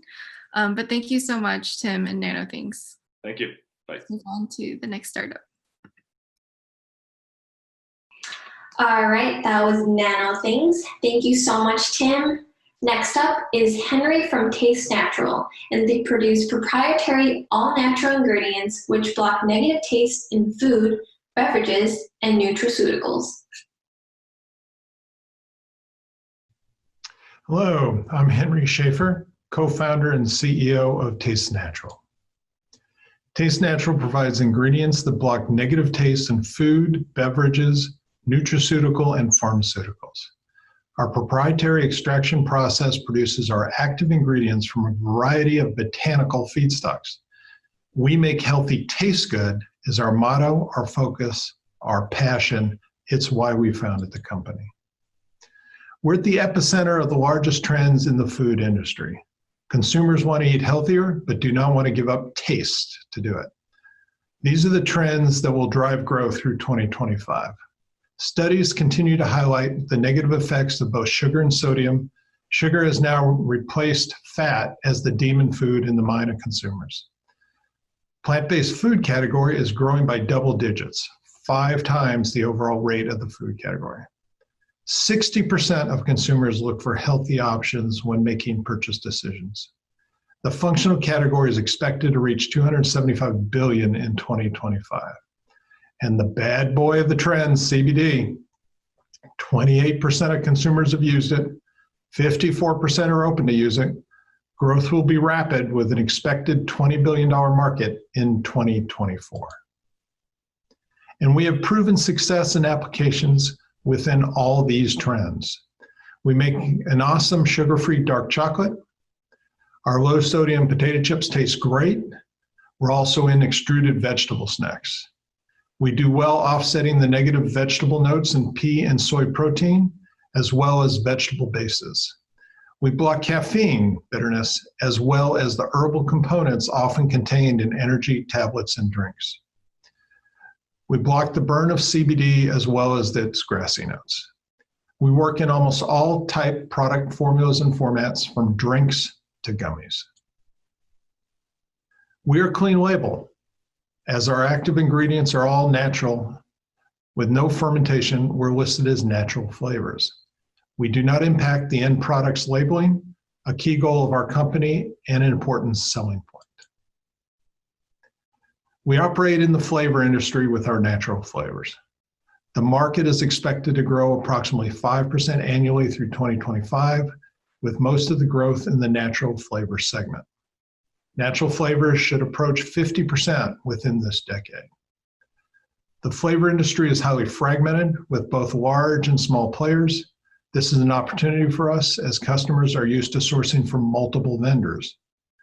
We utilize high quality independent facilities to manufacture our products, providing scalability and geographical diversity. We have a strong team. I have experience in multiple startups and have had several successful exits. Josh is my co-founder and has deep experience in the food and bev space. Josh invented our patent pending extraction process. Currently, we're profitable and cash flow positive with multiple repeat customers in most sectors. We have sales cycles underway with large firms in many categories, and we are in discussions with multiple plug-and-play sponsors. We are looking to identify additional strategic partners that we can assist in bringing new products into the market. We're raising our seed round to build the business by increasing sales and marketing efforts. We had a pre-seed round in 2018 of $250,000. We make healthy taste good. We're focused in the food and bev, nutraceutical, and pharmaceutical industry. Looking to speak with you soon. Thank you. Thank you so much, Henry. So with an increasingly intense competitive landscape, what really differentiates your products from the current established players within the space?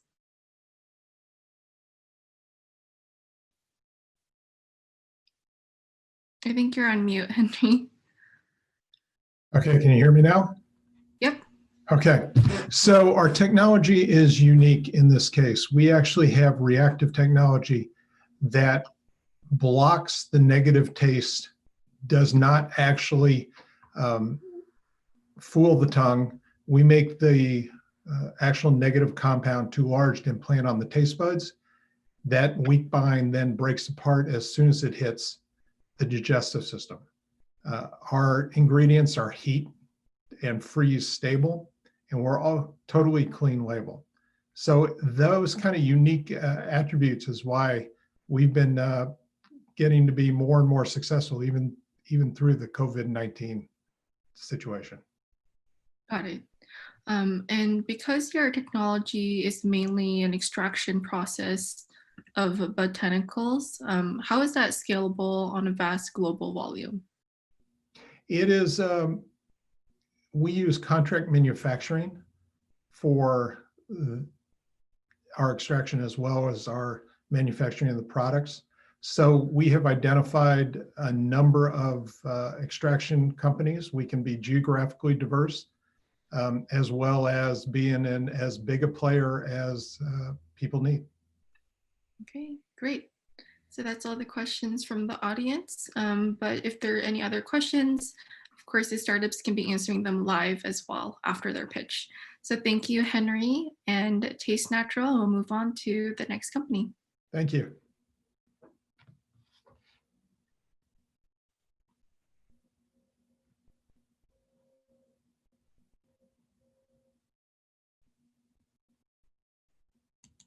Thank you so much, Harry. Everyone, that was Taste Natural.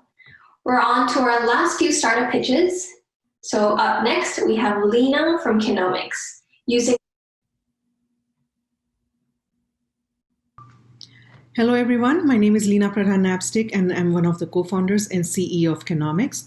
Kpis is a B2B company located in Cambridge, Massachusetts. And at Kpis, we're set to revolutionize the dietary supplement and functional food industry using cutting-edge genomics and AI technology. Chronic conditions all around the world are on the rise, and we spend a lot of money on prescription medications, which come with a lot of side effects. On the other hand, the younger generations are increasingly pursuing healthier lifestyles, and hence a record number of people are seeking alternative medicines such as functional foods and dietary supplements. Especially now, after this pandemic, more and more consumers are seeking natural therapies and for immune health as well as for mental health. But soon it gets very confusing for these consumers. They often don't know what products to buy because there are too many brands and they don't know if these products work or if they're even safe. And then there are fundamental problems in this industry. First of all, hardly any science is used in product development. Second, the ingredients are not standardized, so there are a lot of batch effects with regards to biological effects and safety. Third, and this is from a business perspective, there is no product differentiation. And because of that, companies end up spending a lot more money on marketing than on science. And sometimes this tarnishes the whole industry. Kpis is providing an all-in-one solution called the Product Superiority Platform to tackle all of these challenges for this $300 billion industry. Kpis can test the biological effects of the ingredients all the way down to their effect on human genes. No other company offers this level of in-depth understanding of ingredient quality. These ingredients could be anything that could be used in functional drinks, foods, dietary supplements, or even skincare. We have two use cases for our platform. First is the ingredient certification. So using genomics and AI on the back end, Kenomics is benchmarking the biological or the gene effects of ingredients. We can then test our customer samples and then compare it against the benchmark that we have developed and provide a comprehensive report to our customers, including how their product affects human genes. Kenomics is set to launch its first certification test for CBD later this year. And then the second use case is for evaluating single or multi-ingredient formulations for their effects, again for their biological effect. This comprehensive service is actually tailored or customized for individual customers. And in fact, with COVID-19, our company is getting a lot of inbound where companies want to test their products again for tackling COVID-19 related challenges. We are creating a lot of value for our customers. Our customers have a clear advantage. First of all, they have peace of mind with regards to the quality and the safety of their products. And then we are helping our customers save on their R&D costs and save time. Their product development cycles have become efficient. We are helping them mitigate compliance risk, and now they can demand premium pricing for their products. But most importantly, we are providing our customers an easy path to science-backed differentiated products and thereby making their consumers happy. We already count multinational companies, nutrition and dietary supplement companies as our clients that have provided us with a steady stream of revenues. We would love to conduct proof of concept projects with you and also maybe form strategic partnerships for our ingredient certification platform. We are growing Kenomics, and for that purpose, we are looking to fundraise up to $2 million for our seed round. And then you may ask us why you should partner with us. We are a team of successful Harvard physicians and scientists who have solved big healthcare challenges for decades. So if you want to make a difference in your customer's life by developing products using cutting-edge technology with highest scientific and ethical integrity, come talk to us. And finally, if you want to be at the forefront of this genomic revolution, come talk to us, because we know your customers are looking for that, and therefore you should too. Thank you very much. Thank you, Lena. So let's jump into some questions that we have from the audience. So what kind of trials do you run? Is it in vitro, in vivo, in human studies? Yes, good question. We are doing all of it. We are actually in the midst of doing a human trial where our customer has collected samples from their own clinical trial and they're sending it to us. But we are also doing a lot of in vitro work from arthritis studies to products in GI space. So all of it, yes. Got it.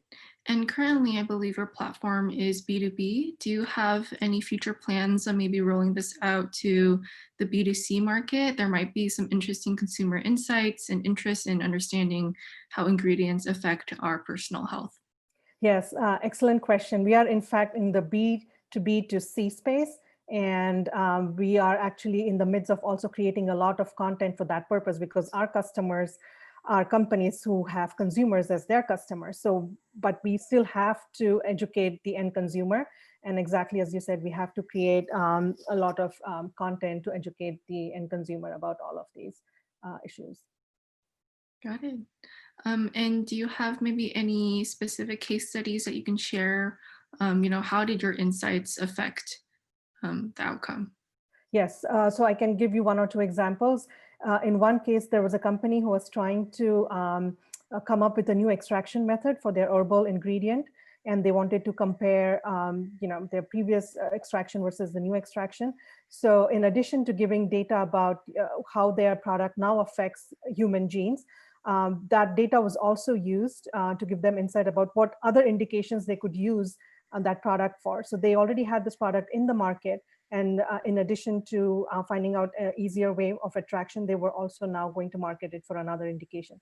In another case, we evaluated a product from a company that was using about 17 different ingredients in one product. And we helped them narrow down the ingredients that were the most useful in terms of their effect and also the quality of the ingredients as well. Great, wonderful. Thank you so much, Lena. Thank you. And we'll move on to the next company. Amazing presentation. Thank you so much, Lena. That was Kpis, everyone. Next presenter is Tim from Simporter, an AI platform that predicts sales for new products before they hit the market. Hi, I'm Tim Hall, co-founder and CEO of Simporter.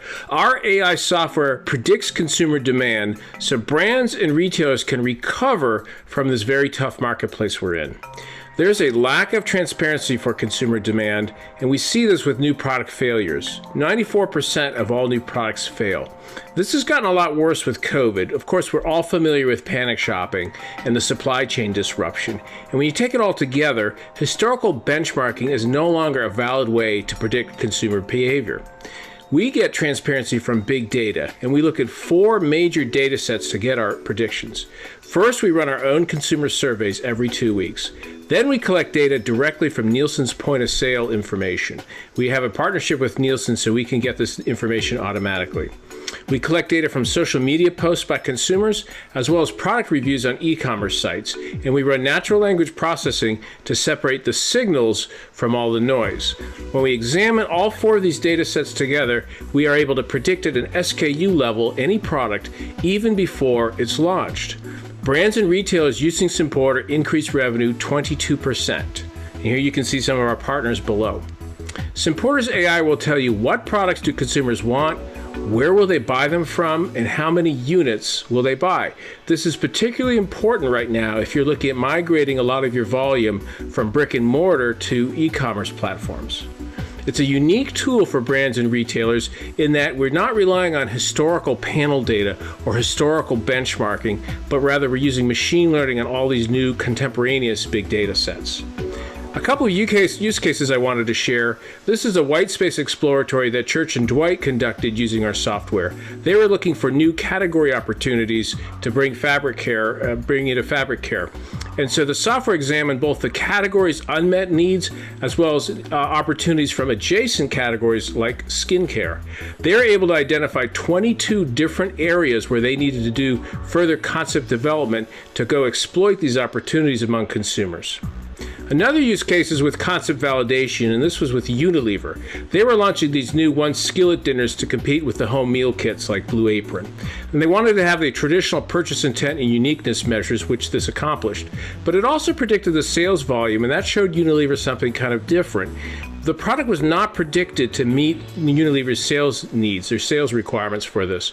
They got that read early by using Simporter, and that let them cut the marketing budget and push it to other brands, and then take the time to retool this offering. So instead of losing money, they're able to read and react and market faster. Calvin Klein is a partner of ours. We met them at Plug and Play last year, and here they wanted to read and react faster as well for a new product launch that was hitting the market. What's unique here is we had 95% accuracy of our forecast compared to what actually happened, and we're able to give them this data by retailer so they could really adjust their distribution patterns accordingly. Our co-founders in this team are uniquely qualified to grow the company. I came out of the consumer products side. I spent 20 years on your side of the business. And then my co-founder Dylan came out of the technology side.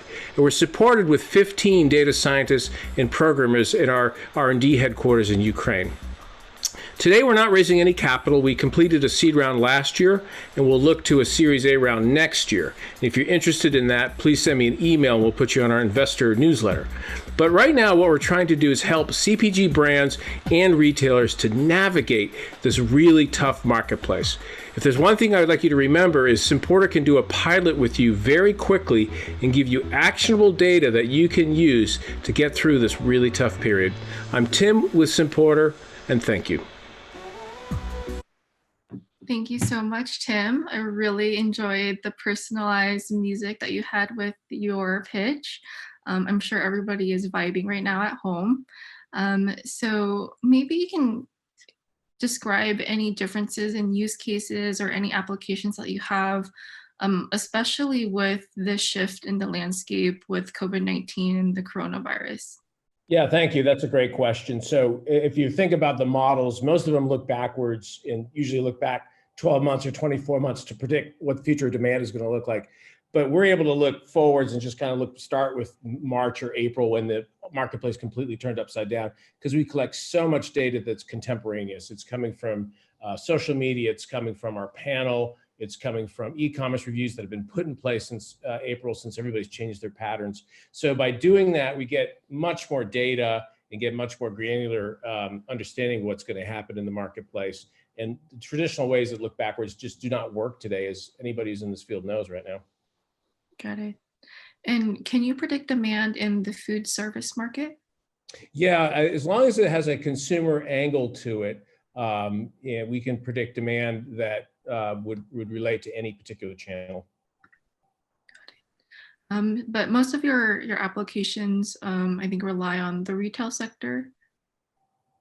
Yeah, we need sales data. So in food service, for example, as long as we had sales data that we could look back at, we could do the same applications. But in terms of our automation right now, we're automated with retail channel with like Nielsen.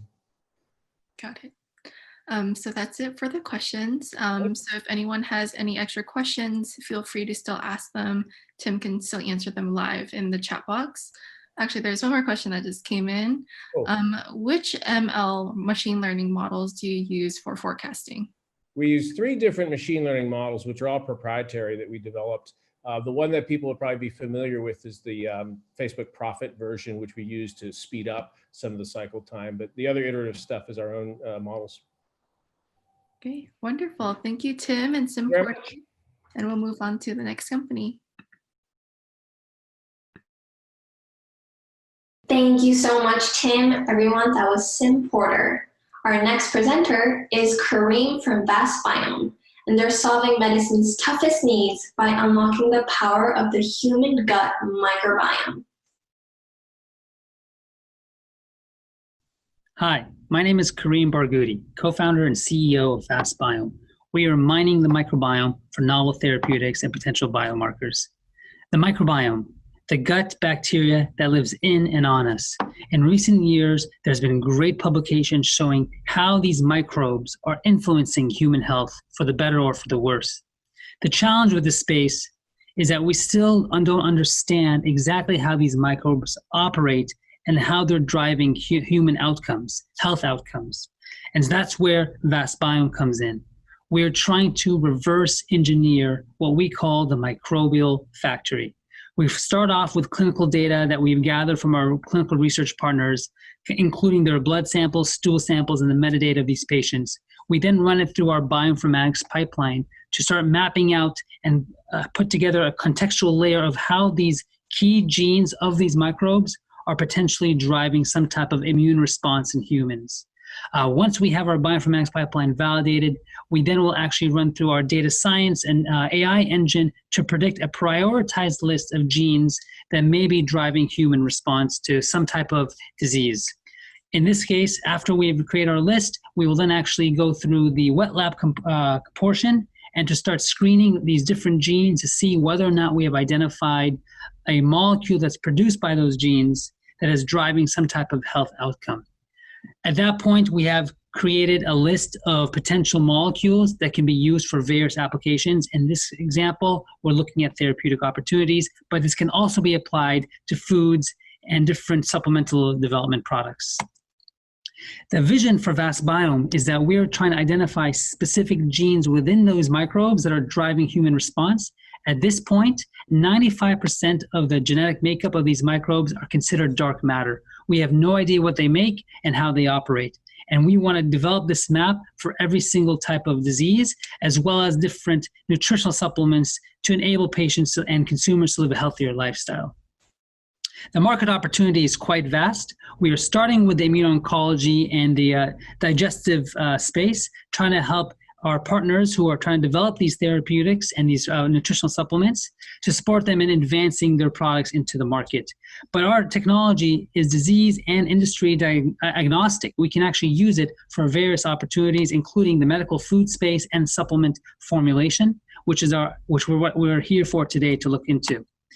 The business model opportunity stands in creating a number of different ways to apply it, our technology, whether we're exploring with our partners in terms of looking for new insights of how the microbiome influences health, but also our platform, we can make discoveries together that our pharmaceutical or our nutritional companies' partnerships can advance into the market. These are just good examples of how others have done very well in being successful in setting up these collaborations. We are currently focused in the immuno-oncology space, as I mentioned, with some progress in identifying key different molecules that could become potential therapies, which we're further investigating.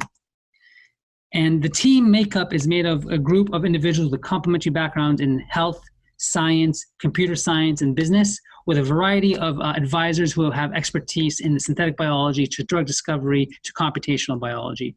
We've been part of Illumina Accelerator and a few other groups, including Texas Medical Center, who support our efforts. At this stage, we have a number of different partnerships that are about to move forward into their pilot stage, where we are supporting using our technology to identify novel compounds or insights that can enable the R&D product development process. And we're here today to find out if anyone's interested to learn more. So please come talk to us. My name is Kareem Barghouti, co-founder of Vast Biome. Thank you very much. Thank you so much, Kareem. So do you have any case studies done in the nutrition space? What is the estimated length of customer projects, and what is the probability of success? Yeah, so we, in particular for nutrition, we do not have an example of a case study, but the application of how we go about our process does not vary depending on whatever product you're trying to develop. So it still comes to a very similar process, which we can discuss. In terms of estimated length of a customer project, they're as short as 3 months, and they could be upwards of a year, depending on what exactly they want to accomplish with us. So it really varies depending on the questions that our customers are asking for. Got it. And how do you typically work with a corporate partner? So again, it's customized based on their needs. So some groups are asking us, we want you to help us identify the key ingredients in these microbial signatures that are driving some type of health outcome. So we can provide them the analysis. We can even do the sequencing of the microbes to help them basically get the key signatures identified. And then we'll run some of the lab work to test on whether or not our hypotheses are validated, which will then provide those insights to our partner to use for their own development efforts. Or they can come to us as saying, hey, we already have a product and we want you to help us validate whether this is actually something that could work in humans and drive some type of outcome, of health outcome. And so there's a few different ways that we can identify biomarkers that are driving a response that they're looking for, or if it's not necessarily a valid product, that could be substantial for a large scale group of audience of customers, patients or consumers. Got it. So you can help essentially add validation or, validate an effect on the microbiome from a specific food product. Yeah, we can help develop the new foods or tell them what exactly in their foods are driving some type of health outcome. Okay, wonderful. Thank you so much, Kareem and Vast Biome. And we'll move on to the next company. Thank you. Great. Thank you very much. Another amazing presentation. Thank you so much, Kareem. Everyone, that was Vast Biome. Next, we have Ricardo from Fibrorbeta, a multifunctional ingredient system that adds healthiness and better yield to final food products. Hello, everybody. This is Ricardo Schindler from Brazil. I am the co-founder of Flavorlapse.com. We are in the healthy food ingredient segment for healthy people.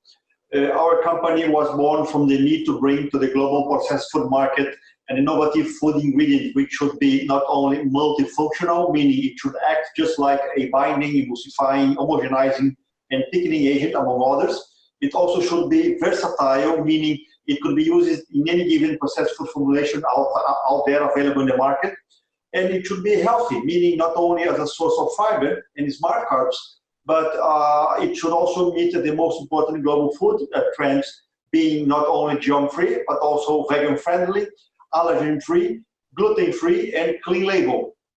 Our main target markets are the fiber-rich foods industry, the plant-based segment, the clean label food formulations, and the low-calorie industry, not only with low sugar, but also low-fat and low-starch food formulations. Raw material source, this is the key ingredient which makes us so unique. During the milling process of tapioca starch, we have two products left, the tapioca starch itself and the cassava pulp. The cassava pulp, you can just throw it away or give it to the low-end market like the animal feed industry, fertigation, and second-generation bioethanol. Or you can just go to the high-end market, just like what we did. We basically collect the raw material called tapioca fiber from the local starch suppliers. We refine, reprocess, and make it into a very premium-grade food ingredient. So, but we need to understand that the global food market size is as big as $4.6 trillion. And in 2017, a $1 trillion was made in healthier food products just in order to meet the global health food demand. And that market will reach a $1.2 trillion in 4 years' time. So what solution we bring out? The basic idea here is to replace not only starches, but also in-number food additives in order to contribute to the four most important global food revolutions. We're talking about the plant-based revolution, the clean label revolution, the low-calorie foods revolution, which includes sugar reduction industry, and the fiber-rich foods. And as you can see, all these segments represent a huge global growth rates, very strong global growth rates, from 6 to 15% annual growth rates, and also strong revenues. So our business model is quite simple. We collect a byproduct called tapioca pulp from local starch suppliers. We refine, we reprocess it into a high-value added food ingredient. We have invested so far $4.75 million in our project, mostly coming from a local public bank, $3 million, and $1.7 million from shareholders like myself. We have a production capacity of 500 metric tons per month. We can employ up to 3 employees per shift. Our break-even point is 70 metric tons per month only. Our current sales volume is around 25 metric tons per month. This is a B2B business. We directly approach global food ingredient suppliers by offering them a premium food ingredient at a competitive price. We have an in-house sales team of 2 persons only, and we have chosen the synthetic sales growth by taking advantage of using our own customers' technical sales team. Our revenue expectation for this year is around $11.8 million, with profits being around $8 million. And we expend only $18,000 per month to run our business. Our production cost is quite low. It's around 63 cents of a dollar per kg against a selling price of $1.98 per kg. These are some of the existing customers' portfolio from the veggie burger, for instance. We have the ADM, JBS, DuPont, and Duas Rodas, which is the Brazilian largest ingredient supplier. We have grown from June, July 2017 until December 2019, more than 650%. The idea is to grow by more than 7,000% this year, not only supplying food ingredients to the clean label and plant-based and fiber-rich food, but also to the low-calorie foods, and existing customers like Kpis, which is an American company, and current customers. We are making available 15% of the company for $3 million US. That resource will be allocated to R&D and innovation, operating capital, machines and equipment, and so on. The return on investment is around 30 months or 3.5 years. We have a very small in-house sales team. One of them is myself. I was responsible for mechanizing the tapioca fiber making process. And we have invited a food engineer, his name is Mr. Lima. Mr. Lima is helping us to prospect our products worldwide. Thank you. Thank you so much, Ricardo. So let's jump into a question from the audience. So how is your product labeled? They could be labeled as a tapioca flour or tapioca starch or even dietary fiber. Got it. And what differentiates your product from other tapioca fibers and other tapioca flours that are already on the market? This is actually not a tapioca flour, which people call it tapioca flour. Our product has a much higher fiber content. When you talk about tapioca flour, they have no more than 2-3% fiber content. We can reach up to 55-60% fiber content, which is completely different. Got it. And what applications are you selling your product into? For all kind of food applications like veggie burger application, gravy, sauces, ice cream, beer application, bakery, processed meat application, even for meat emulsions in order to replace TSP, starches, phosphates. Got it. And what are maybe some examples or use cases that your product is used in? Currently, our product is approved at AGM for veggie burger and meatballs, and JBS, which is the global largest protein supplier. It is approved for a clean label meat emulsions, and for several local bakery industries to replace other fibers and tapioca starch itself. Got it. And is your ingredient water soluble? Partially water soluble, partially. It should be, it has to be pre-cooked, pre-hydrated before adding to the processed food products. Got it. Thank you so much, Ricardo and Fiber Beta. All the best. Bye-bye. Thank you. And we'll move on to the next company. Everyone, that was Fiber Vita. Thank you so much, Ricardo. And now we're on to our very last startup pitch of the day. Let's give it up for Kevin from Crop Enhancement. They're building a new approach that will help farmers increase crop yields and profitability in a sustainable way. Hi, everyone. This is Kevin Chen. I'm the CEO of Crop Enhancement. Our mission is to help growers around the world increase production of safe, sustainable, and organic crops. We do that by controlling the plant surface. As growers cultivate their crops, they faced a host of issues ranging from insect and pest disease to drought and sunburn. Most of this occurs at the surfaces of plants, the leaves, the stems, the fruit. We believe that by controlling these surfaces, we can help growers face these issues. We do that by using innovative plant-based materials to protect these surfaces with thin films. Let me give you an example of our first product, which is called Crop Coat. This is a container of concentrated crop coat that is being shipped around the world for field testing. Growers take this, dilute it in their existing spray systems, and then apply this product to their plants. The following video shows an example of crop coat in use at a commercial orchard. Let's take a look. Here, a grower is spraying crop coat onto a cocoa tree, and then there's a close-up of him rubbing off that thin film that's been deposited. In our cocoa trials, as an example, we're seeing double-digit yield increases when using crop coat instead of using synthetic toxic pesticides. The way this works is going to be shown in the following video. This is a time-lapse video of insects attempting to feed on plants. On the left-hand side is an untreated cabbage leaf. On the right-hand side is a leaf that's been sprayed by crop coat. Over the course of just a couple of days, we see that insects are unable to multiply when there's a crop coat film sprayed on the plant.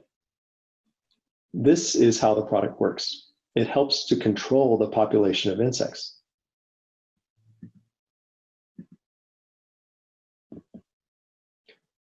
We're targeting high-value specialty crops, crops such as coffee, tree nuts, cocoa, and familiar fruit and vegetables that we find in the grocery store.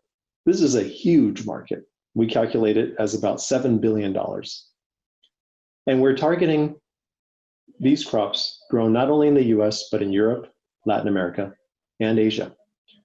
I'm happy to say that we're working with over a dozen strategic partners to evaluate our product in order to down select to a select few that will distribute our product in different parts of the world. We've got a great team. Our core team consists of talented, experienced executives from the food and ag industry, and we have an amazing advisory board consisting of veterans from the agriculture industry. We couldn't be more happy about that. We are funded by venture capital. This is the list of our ag tech and advanced materials partners who have been extremely supportive in funding the company. Finally, in conclusion, we thank you for the opportunity to present, and we look forward to opportunities to partner with you. Thank you very much. Thank you so much, Kevin. So let's jump into some questions from the audience. Have you tested your product on citrus as a means to stop citrus greening? We've done some initial testing on citrus, and it's one of those challenging problems that nobody's been able to find a solution to. So we'll keep our fingers crossed on that. Nothing to report at this point. Got it. And what is your coating material? Is it a polymer, and how long does the effect last? So it is a widely available, commercially sourced plant extract, but it's never been used in agriculture for this purpose. So that's where the IP is. I can't talk about the specifics of it, but if anybody wants to follow up, we can certainly discuss. It lasts up to, we've measured up to about 8 to 10 weeks in tropical environments, which is much, much longer than anything else. Typically, other products last for maybe 2 to 3 days, maximum 1 week. So it's a huge labor savings for growers with that type of residual. Got it. And in your video, how often was the plant recovered with crop coat? I'm not sure I fully understand that. How often was the plant recovered? Well, we sprayed, oftentimes in various crops, we spray 1, 2, 3 times per season. And there's no impact to the plant health, if that is the question. Got it. And does it prevent any ants for cutting into the leaves? We haven't tested on ants, but what it does is it basically displaces nutrients that an insect would normally need to survive. And so they basically don't grow as well, and they end up dying off, and the population doesn't multiply. So that's how we actually control the population of insects. And by doing that, you are protecting the plant and helping the plant grow better. Got it. Thank you so much, Kevin and Crop Enhancement. And we'll move on to closing remarks. What a great finish to our startup pitch session. Thank you so much, Kevin. Everyone, that was Crop Enhancement, our last startup pitch of the day. And that concludes our startup pitch session of our Food Batch 7 Spring Summit. Thank you all so much for joining us today. We really hope you enjoyed it. And now I'd like to give the stage back to Brian for our closing remarks. Let's see. Hi, everyone. Hopefully you can see me. I'll be brief, but yeah, thanks again for joining us today, and big shout out to the startups who participated. Everyone did an amazing job preparing for this and pivoting for this virtual session. So we would like to recognize 2 startups who had a particularly great traction with us. If you go to the next slide.